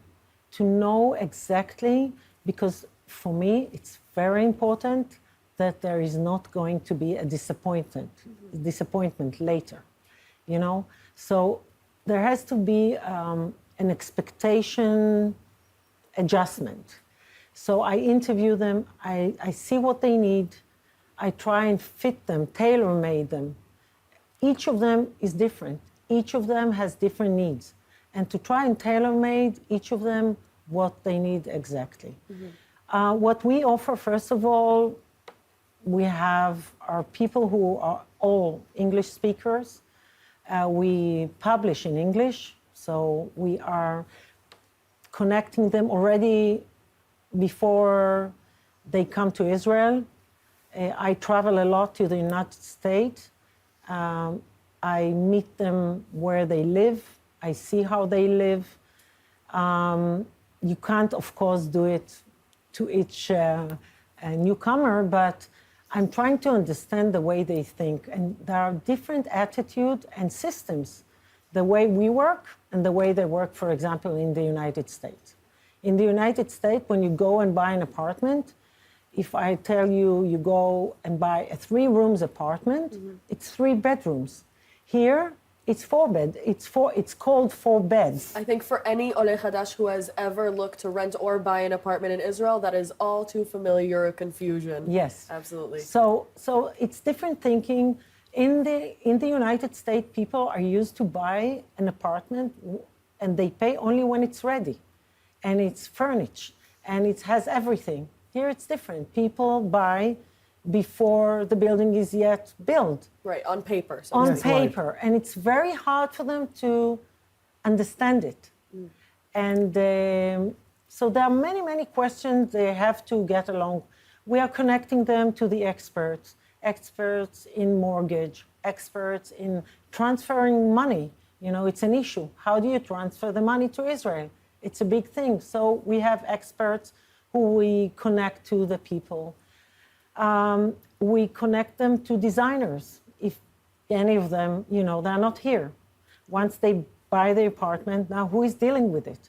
Who is going to see what they choose for their apartments? They don't buy something that is ready-made. It's a big, big change for them. You have to understand that. So we're really making like a ring of support to make them very comfortable, as much as we can. And we are not a huge company, so everything is treated very personally. It's like a family. They come into our family. We give them a very good feeling that they are already at home before they even bought the apartment. You know? Amazing. And then I think that's what people are looking for when they're making Aliyah, right? Is to feel at home, it's to create a new home. Yes, I want to add maybe that Yes. some of them can, in the beginning, only to rent an apartment, not to buy an apartment. Right. And after 1 or 2 years to see if the location is good enough for them. Yep. So it's very important. And I think 100%. in the past we saw a lot of Israeli constructors and developers that try to sell the most expensive apartment that we couldn't sell in Israel to the local ones, to someone who is making Aliyah. So I think right now, and I said it to Ayelet, and we did it before in the United States, if someone can right now buy a pre-sale and to buy an apartment in very good condition and a very good price, I think it's like the Israeli is buying. So I think someone Jewish or someone that live in, let's say, in one of the countries, a former Israeli, if you want to come back, I think you need to find the best condition and the best deal right now, and to buy like the Israeli. It's very important. I think olim chadashim are also really afraid that they're being taken advantage of. Yes, right. That's what I was just about to say. Yeah. People, I feel from my experience, people don't trust you so quickly.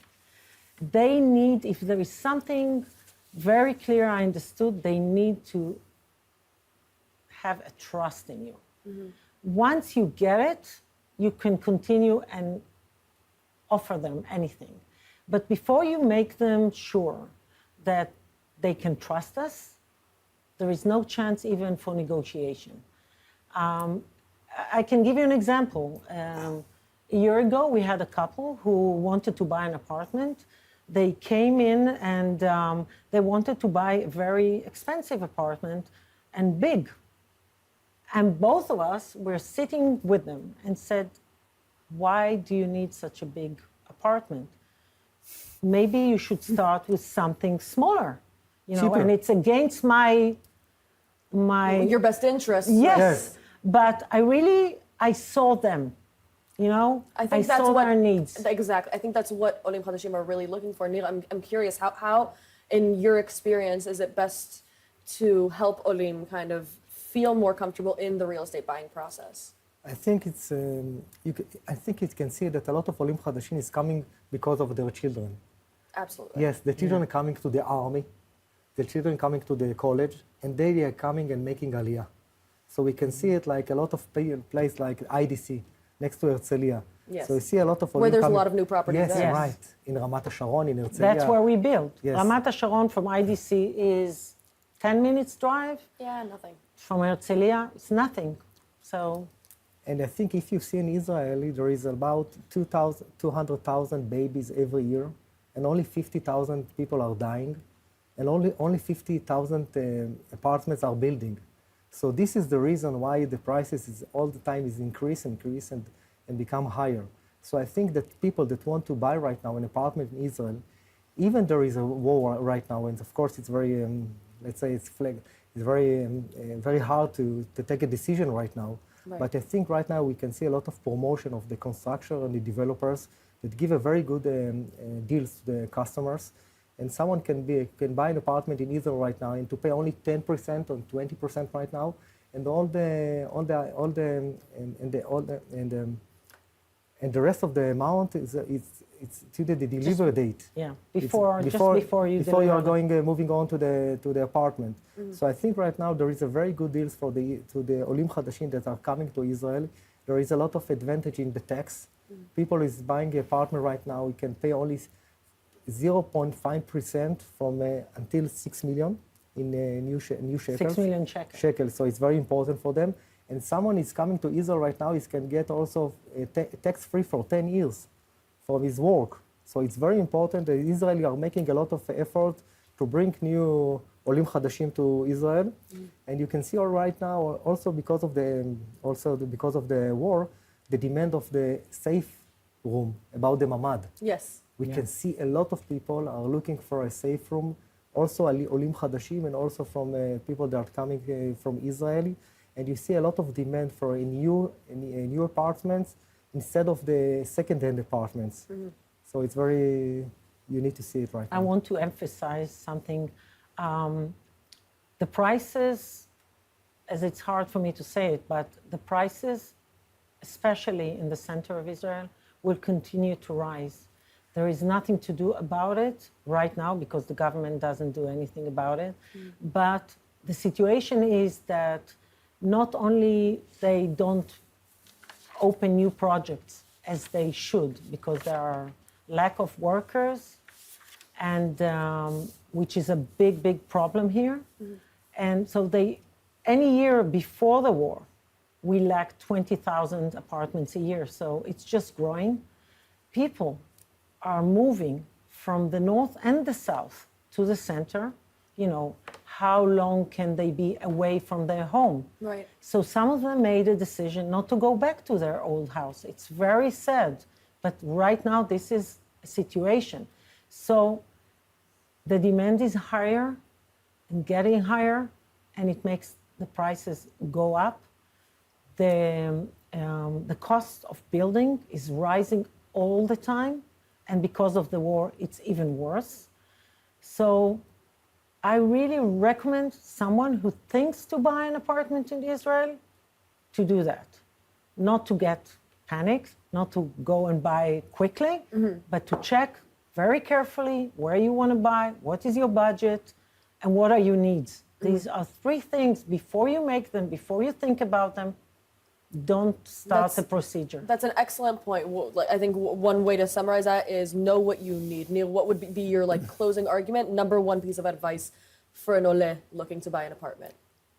To find also education, a job, and community. Not only about the home. Amazing. Nir, Ayelet, thank you both so much for joining us. Thank you. Oren Cohen, founder of Oren Cohen Real Estate, thank you so much for joining us today. Thank you for having me. So tell me a bit about this blog of yours. It really introduces people to the inside of Jerusalem, so to speak, the intricacies and personality of the city. Right. I started to write this blog something like 2.5 years ago. It's called Once Upon a Time in Jerusalem, and I first published it on my site and to our VIP clientele, and it kept growing. On every Friday that we publish it, I'm taking one point of Jerusalem, some old house, some old road, but mainly real estate because I came from the real estate, old houses and all the evolution that they have since they've first been built till today. And it's amazing because every stone in Jerusalem tells a story, and every building that people pass by it on a daily basis, they don't realize and understand what is the history without the chain of generation and all the changes. And sometimes even in 100 years, 120 years is the first Aliyah till today. What was there and what we achieved till today, it's fascinating. It's beautiful. Jerusalem has such a wonderful history. You know, I have in my office a map of Jerusalem from 1950. And where our office currently is on the map, you can see it's a park. Right. So Jerusalem has such a rich history, and real estate is such a beautiful way of learning about that. Right. We do real estate in Jerusalem for over 30 years, my company and myself. And we find it, first of all, a big privilege to work in Jerusalem, a city of 3,500 years, and a big mission to יישב את הארץ, to bring back people to the only Jewish land in the world. And I will say that people pray 3 times a day, not to Miami, not to New York, and not to London. Pray 3 times a day to Yerushalayim. And to see the happiness of people when they buy in Yerushalayim or they make 𝗃 𝗃 and to see that finally have roots to the ground, it's, for me, you know, business is supposed to be cynical, but for us it's really like a mission. We made 𝗃 𝗃 of a project that I worked on it 7 years, on last Sukkot, and people starting like a dream. And we make 𝗃 𝗃 and they put the Sefer Torah in the building, and you see the happiness and the shine and the people eyes. It's worth.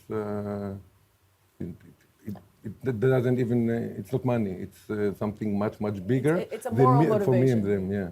Yeah. So for those who don't know, 𝗃 𝗃 is housewarming, but in Jewish tradition, it also comes with putting the mezuzah, and it's a beautiful, beautiful experience. So, like you said, your company has existed for 30 years through wars, intifadas, a lifetime of history for the capital of Israel.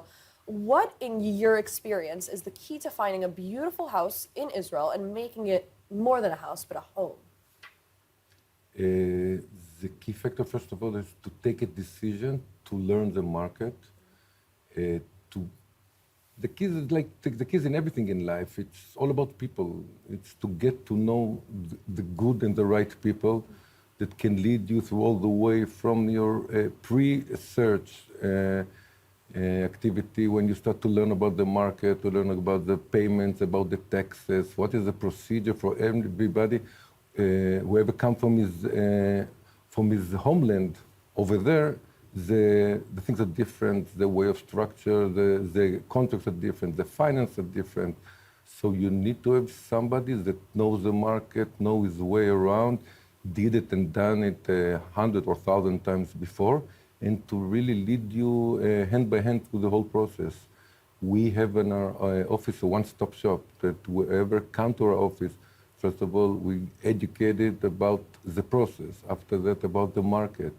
We use professionals that we use for 30 years, that we can know and can trust, and that work with the client before. Then we refer them 2 or 3 options to the buyers to choose. But for people that we know they're going to deliver, and they're going to be friends also after the transaction. And through the whole way, through interior designers, finance, lawyers, architects, through the whole way until you get the key, because to get a new home everywhere, it's not an easy task, but when you do it with the right people, it can be smooth and gentle. And by the way, the mission is to bring more people to our homeland, to Absolutely. Yeah, so tell me about the type of real estate projects that somebody looking to buy a home could find with Owen Cohen Real Estate. Basically, through our years, we market successfully more than 60 projects, mainly in Yerushalayim. Currently now we have on our shelves, we have one project in the German colony, which is a beautiful green picture square neighborhood. And it's perfect for olim chadashim. There's a lot of olim in that area. All the areas that we're working at, our specialty is in foreign buyers. Most of our clients, more than 90%, are foreign buyers. So we know exactly where the schools that they want to be, which communities that they want to be, what is the different. A guy that will buy in the German colony will not buy in Rehavia in 𝗀𝗃𝗃. So you know from beginning, according to the place that they bought from, where they were going to be, when they're going to feel more comfortable.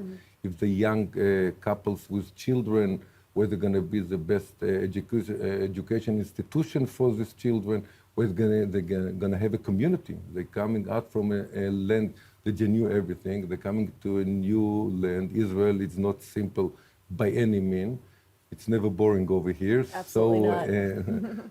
So when they land and when they come, we need to make them, to surround them with the best options to make it a very enjoyable journey.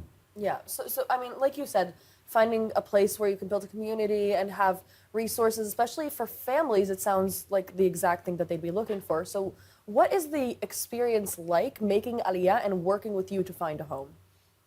The experience is that they come through us. We offer them all the options of the market. We educate them about the market. This is the future plan for this neighborhood for the next 5 or 10 years. This is the community that's still there. These are your schools, these are your schools, these are your kindergartens. This is the places when more people from the region that you came from are there. And after that, we try to, we show them off-plan properties that can be ready within 2 or 3 years, and ready to move in properties that they can move with another 2 or 3 months. We offer them rentals, furnished apartment, not furnished apartment, just to make this whole process smoothly.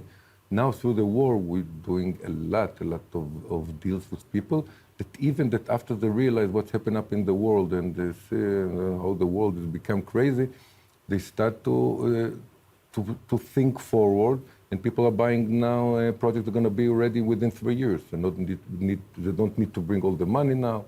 They can build it custom-made to your needs and demand as the wife stays. Something really special that Israel does is really these on-paper purchases of homes. Right. So for somebody making Aliyah, what is your greatest advice when it comes to looking to invest in real estate? To buy cement in the Holy Land. For the last 30 years, I never saw somebody that lost money or went backward in cement in the Holy Land. And expensive of today is the bargain of next year. Yeah. It sounds a little cliche, but it is through you can see all the graph and you can see this is how it works over here. We have a natural growth of population of 2% per year, which is the highest in the OECD. We have a lot of people that coming now after the antisemitism raised up her ugly head all over the world, and people who were sitting and thinking that they're in a safe position, it's turned up that it's not, and they want a place to raise up the children, and the children can walk in the street like a Jew with and proud and not to be scared. It's said that this is the reason I would like to people to come here, from the reason that we have, this is our land, and we have an amazing land that can go up to the sky, and we have the most amazing people in the world.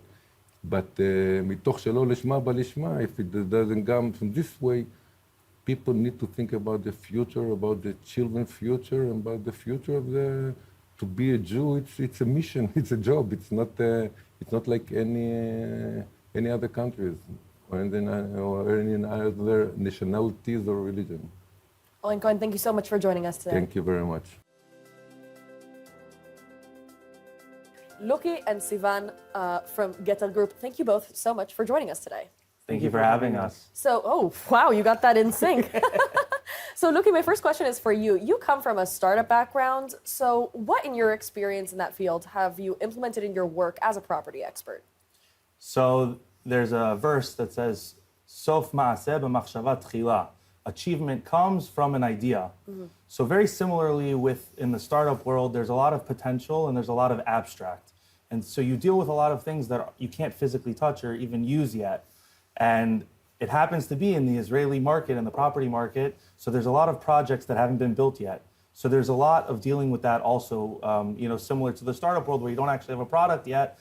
You also here, you don't really have the apartment or the home built yet. So you have to sort of understand what the house is going to look like from a piece of paper or from a computer, and see what directions the sun's going to come in from, and how to make things work in terms of that, all those different abstract ideas of what the property is going to end up looking like many times.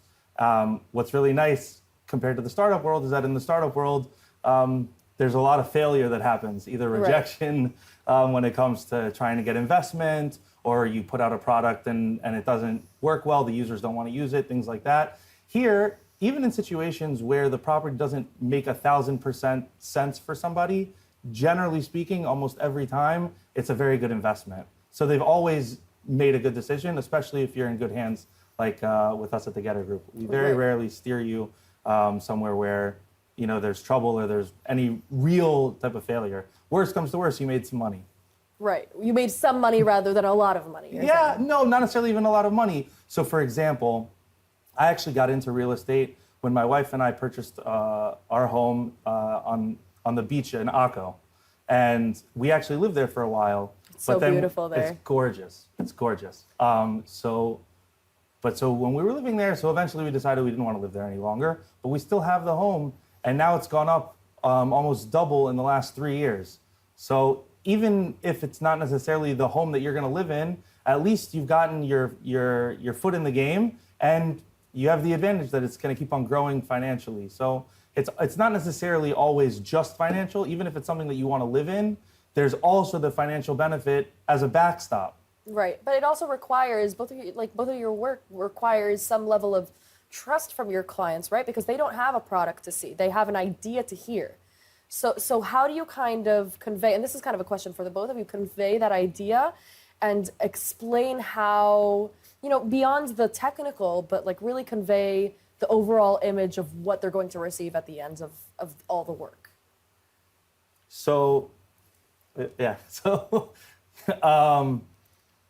a lot of the ways that we convey it is, first of all, there is a location, so you know where things are going to be, and you know where certain public transportation, these are type of things that you have an idea of, or in Jerusalem, you have the shuk, or you have different marketplaces and things like that are good places to guide a person where to decide where to purchase.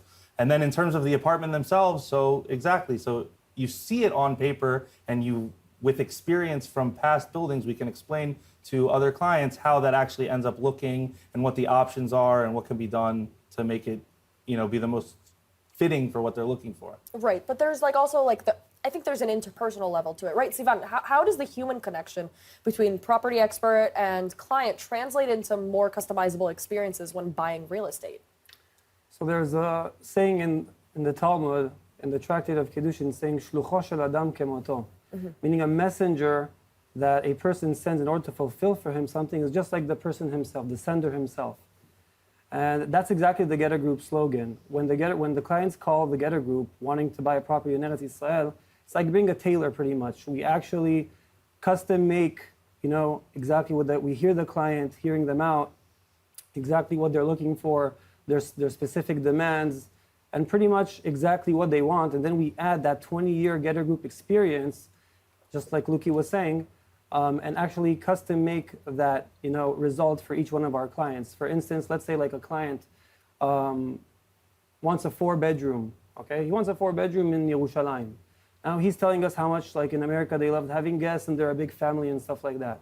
So if we're just going to try and find a regular 4-bedroom, that won't really work. We actually go and we take all the things that they tell us, and we go and we look for a place with a bigger dining room and like an extra large sukkah porch, so they can have those guests over. Also, if it's opening bank accounts for our clients, if it's doing all the paperwork for each individual, it's taking care of each individual pretty much, according to what they tell us, and combining that experience. And to summarize it in all, we're the heads, eyes, ears, hands, and feet of our clients here in Eretz Yisrael. Right, and it's all from getting to know them and who they are and Exactly. what values they actually have. Exactly. So this is also a question for both of you. What kind of issues have you encountered that you've had to maneuver or change something in some way to provide an effective solution? Sivan, I'd love to start with you.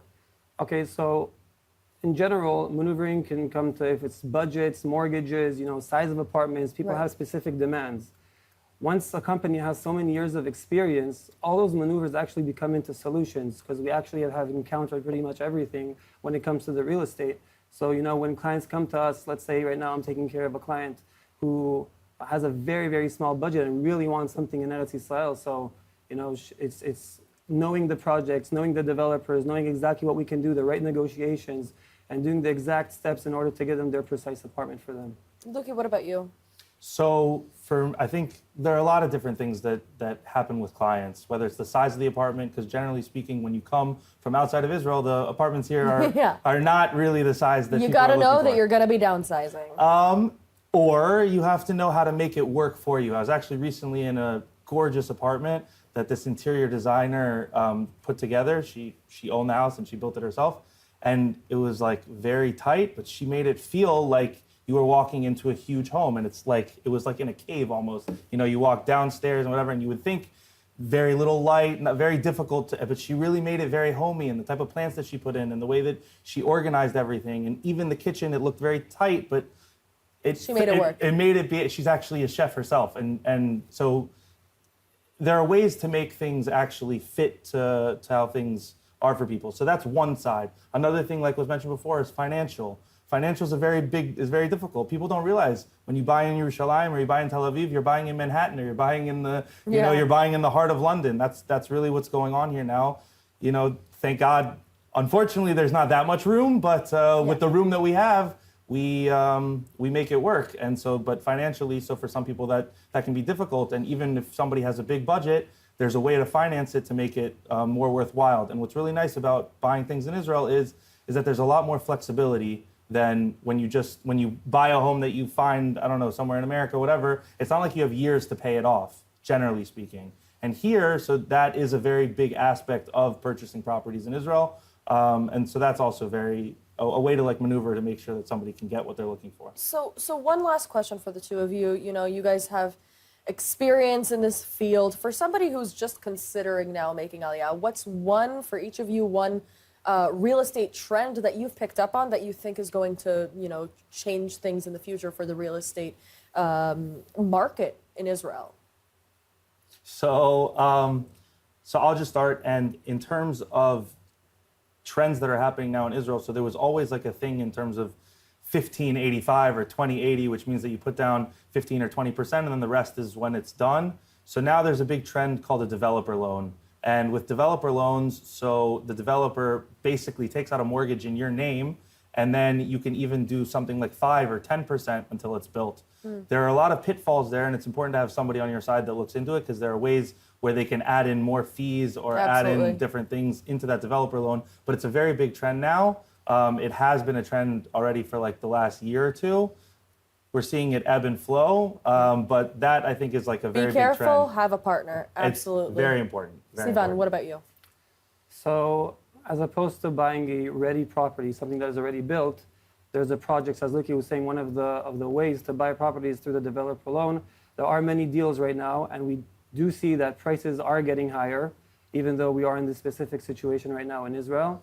And we do recommend our clients to make moves now because, it's we see what's happening in the real estate market, and we see where it's going. So we do recommend, for people to make the moves now. Prices are only going to go up. Yeah, it's good to lock in a price right now. You have projects that are going to be ready in 4 years and 5 years, and the Getter Group does all the research to see if that's a good project. And if it's a good project, it's going to be a good thing because you lock in a price now, which in 4 or 5 years can jump sky high. Amazing. Sivan, Luki, thank you both so much for coming here today. Thank you so much. For having us. 𝗟𝗃𝗵𝗵𝗀, Director General of the Jerusalem Development Authority. Thank you so much for joining us today. Hello, how are you? Very good, thank you. So simple question just to start us off. What is the Jerusalem Development Authority? So JDA, Jerusalem Development Authority, is a statutory authority established by a law in '88. The JDA function include entertaining, planning, and encouraging action for the economic development of Jerusalem, and coordinate between the government, ministers, authorities, and bodies involved in development of the city. Consult and providing information regarding initiatives, plans, and economic enterprise in Jerusalem. So how do you make this whole field approachable to olim chadashim? So we are working together with the municipality of Jerusalem and the Ministry of Aliyah and Integration. And of course, two very important organizations, one called Nefesh B'Nefesh and one who makes Aliyah from France called 𝗘𝗃𝗲𝗿. And we're sitting all together around the table and decided who do what. And everybody is bringing their strengths into the table. And we're working all together hand by hand to make the Aliyah in Jerusalem easier and more available for those olim who are interested to come to our city. That's not easy at all. And the importance of having everybody at the same table so that everybody can strengthen their strengths and can leave their weaknesses to the other who's better at it. It's not something to be taken for granted. So some people, when they make Aliyah, it's a very difficult process. And they come to Israel and find themselves lost in their new homes. How can the Jerusalem Development Authority connect between the people in their city? So we hired special, actually, olim chadashim who already here in the city that passed all the way to be an ole chadash in Jerusalem. And they are working for us to facing the city to those people that looking to make Aliyah in Jerusalem. And they are coordinate between the olim and the municipality services if they need school for the kids. They are in connection with the industry in the city, in high tech, hospitals, education, everything. This is the biggest city in Israel. So we have everything in the city. They just give it the option to those olim and bring them all the needs that they are looking for. Hand it to them in the palm of their hand, so to speak. Absolutely, right. So what if people are looking to make Aliyah for university? Jerusalem has an amazing academic culture. What kind of assistance or guidance can they receive from the JDA? So the same person is also in touch with the academy in the city. We have a university, a Hebrew university that is one of the 100 top university in the world. We have Bezalel, culture and design, the most popular university in the country, and of course Machon Lev and other college. And those persons who are very close working with those organization is the guy that is like a one-stop shop for the Ole, for the students who wants to come to study in Jerusalem, and if he wants to come to be a doctor at the university, if you're looking for a job. So this person is a contact person that taking you hand by hand and getting you into those gates of a new life in the city. So what does that actually look like? Let's say a new Ole comes, approaches them, says, I need help kind of finding my spot. What happens from there? So first, we are looking for the olim abroad. So we are doing like a market in the cities in America, in Europe, in London, in France, in all those cities that we know that there is a potential of olim to Israel. And we are telling them the story of how it's good to do Aliyah to Jerusalem. We are bringing them all the infrastructure, and then they are meeting the guy, the person who is going to pass all the way to Jerusalem with them hand by hand. Since then, they are sometimes coming back to see the city, to learn a little bit more about it. We are making meetings between them and olim chadashim that are already here, and they can hear all the story, how it's possible to do that and how it's easy. After that, they are going to those offices, if it's going through Nefesh B'Nefesh, that helping them with all the issues to immigrate to Israel. You know, there is a lot of issue if you want to make Aliyah, that you have to, by the process, need to do that and working with someone who can help you. So we are there. There is a special office that helping them, and till the end that they are here in the city. Part of them actually already involved in the municipality. They are part of the city. They are part of our life, and it's wonderful to see them. Absolutely. I think also something really beautiful about Jerusalem is that it already has such a large Aliyah community, but you know, there are still so many difficulties when making Aliyah in terms of integration. And one of the biggest ones that comes to mind is finding a job. What's the biggest trend you've noticed since the war began in this regard? So people are now looking more for high-tech and biotech companies. So we are working very close with the local industry and finding a job position that the companies look for an employee. And we do the match between them and the 𝗀𝗏 חדש. We are part of them are now very interested to take a position as a doctor in hospitals. We have 𝗪𝗏 tzedek, we have Hadassah hospitals that looking for new doctors. So even in that field, we are playing sometimes. Not so many, but sometimes part of them are finding their job in the government and in some position. And of course, we are working with them all the way till they find their new job.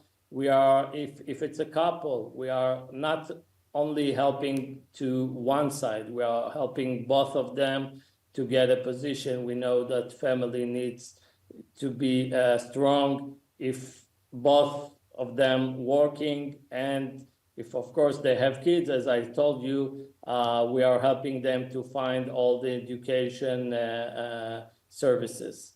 Absolutely. One last small question. If you had to choose one piece of advice to give somebody considering making Aliyah to Jerusalem, what would it be? Don't be afraid. We are here with you. That's beautiful. Short and to the point. Thank you very much, Eyal, for joining us today. Thank you very much. Sam Goldberg, volunteer medic at Magen David Adom. Thank you so much for joining us today. Thank you for having me. So Sam, how did you reach the decision that you want to make Aliyah? What drew you to emergency medical services? Why did you choose Israel as the place to pursue it? Okay, so I grew up in a traditional Jewish household where Israel was central to everything as a topic. I went to Jewish programs, Zionist Jewish school, and I also faced anti-Semitism in middle school at a public school, and before and after October 7th. And I also have always, since grade 7, since before my bar mitzvah, I've wanted to join the army and draft right after high school. It's always been my plan. And then, so what made you specifically decide to pursue being a volunteer medic? So I actually never thought about it until about a month before making Aliyah. When I was told about the program, I figured, I was looking for something to do in the summer between when I make Aliyah and when I start yeshiva. And I decided that I wanted to do something that would allow me to contribute to Israeli society and integrate into Israeli society. So when I was told about the program, I thought it was perfect. So I applied, and when I was accepted, I decided that's what I was going to do.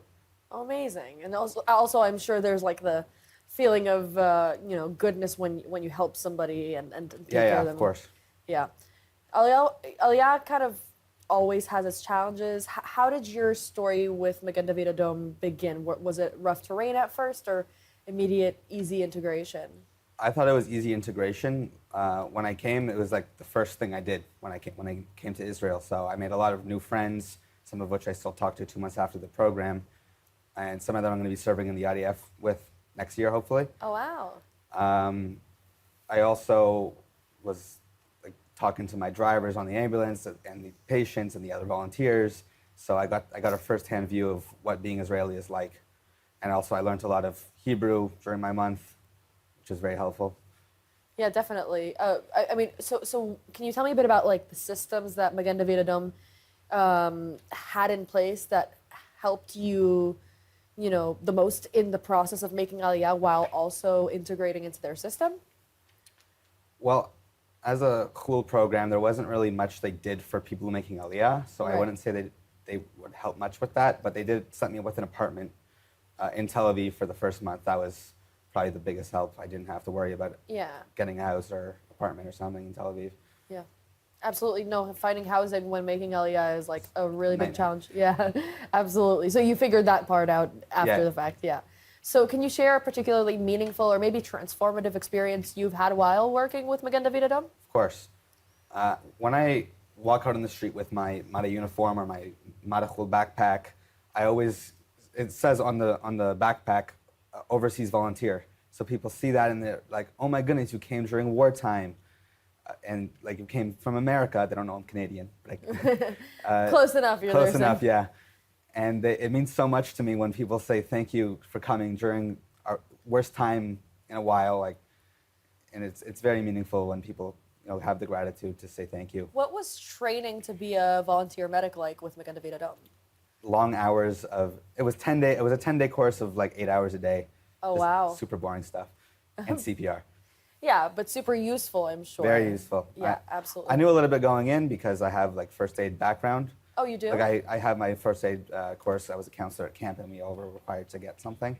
So I kind of knew quite a bit going in. But then the other stuff I learned, I didn't learn trauma stuff when I was at camp. So, I mean, in your vast experience with both making Aliyah and also joining the Magen David Adom program, do you have any advice for somebody who would want to kind of follow the same track that you did? I would for sure do more research into what you're getting into. It's not, Madachul isn't like you're going to go out every day, get the cool cases of stabbings and stuff. It's not something you're going to get. I didn't get any of that. So if you think it's just going to be like a cool experience, it's not. It's pretty boring every day. It's 8-hour shifts of mostly uninteresting cases, like bringing somebody to the hospital who called the ambulance for no reason. So if you want something cool like that, I would recommend maybe becoming a paramedic. Right, so now you mentioned in our discussions prior to this interview that now you're in the process of joining Magen David Adom in a different area. How is that? Yeah, so I was in 𝗪, now I'm Israeli, so I could become an Israeli volunteer. Right now I live in Beit Shemesh, so I could do the Jerusalem region, and I'm in the process of becoming one right now. Oh, cool. So you're in the training course, or you're in the registration I'm in like stage? registration stage. Oh, very, very cool. Do you have any interesting stories that really stayed with you in cases where you helped somebody who was sick or who was in an emergency medical situation? There was a lot of times where I had like specific patients who are like the worst time. Like it's usually the elderly patients, and they would be so happy to see that there's a young teenager helping them during the rough spot. And I don't have any specific cases, but there's a lot of times where, they would like be like 𝗀𝗵. Oh, lovely. Yeah. So it's a really great way of also like interacting with Israelis beyond just making Aliyah and hoping to integrate. It gives you a platform with which to meet people, even if it's not in the best circumstances, right? Yeah. Would you recommend going through the same experience that you did, making Aliyah and also immediately volunteering to be an emergency medic? Would you recommend that to somebody? 100%. It was one of the best experiences of my life. I'm considering pursuing this in the Army and post-Army. I want to be a combat paramedic now. And I think doing MADA is what brought me to that decision. And I think if you have aspirations to do something in the medical field, this is definitely the perfect program. Right. If you're a young university-age student, or just, I'm not even going to university, but this is like perfect for somebody my age who's making Aliyah before the Army. Magen David Adom did so much surrounding October 7th, right? They were some of the first on the field when the massacre took place, when, many people were taken hostage, many people were injured. Was that some part of the factor that you considered when you decided to volunteer? So and around February or March, there was the MADA spokesperson came to our school in Toronto and showed us the accounts of October 7th from MADA's perspective. And at the time, I had already had a Shinshinit, who I was hosting at my house, who had done MADA. Her name's Sharon, and she also told me like her experience. Like she obviously wasn't in Israel on October 7th, but she has friends, and it impacted me. I really wanted to help during the time of war. Amazing. Yeah. If there was anything you wanted people around the world to know about Magen David Adom, what would it be? Our life-saving work is better than any other place in the world. We are always here for everybody. We don't just do it as a job, we do it for the people of Israel. That's beautiful. Thank you so much, Sam, for joining us today. Thank you for having me again. Thank you very much for joining us for this valuable broadcast. I want to thank our distinguished speakers for sharing their invaluable insights and expertise. You've truly illuminated the challenges and opportunities that face those making Aliyah today. The story of Aliyah is the story of the Jewish people, one of courage, determination, and hope. Even in these complex times, or perhaps especially because of them, we see the enduring strength of our connection to Israel. Each 𝗍𝗓 who chooses to build their life here adds another vital thread to the fabric of Israeli society. On behalf of the Jerusalem Post, I want to thank you all once again for joining us today. For those considering Aliyah, remember, you're not alone on this journey. The resources and support systems we've discussed today are here to help you make your dream of coming home a reality. And if you want to look back and review some of what you saw here, everything is available on jpost.com. Thank you, להתראות, and be well.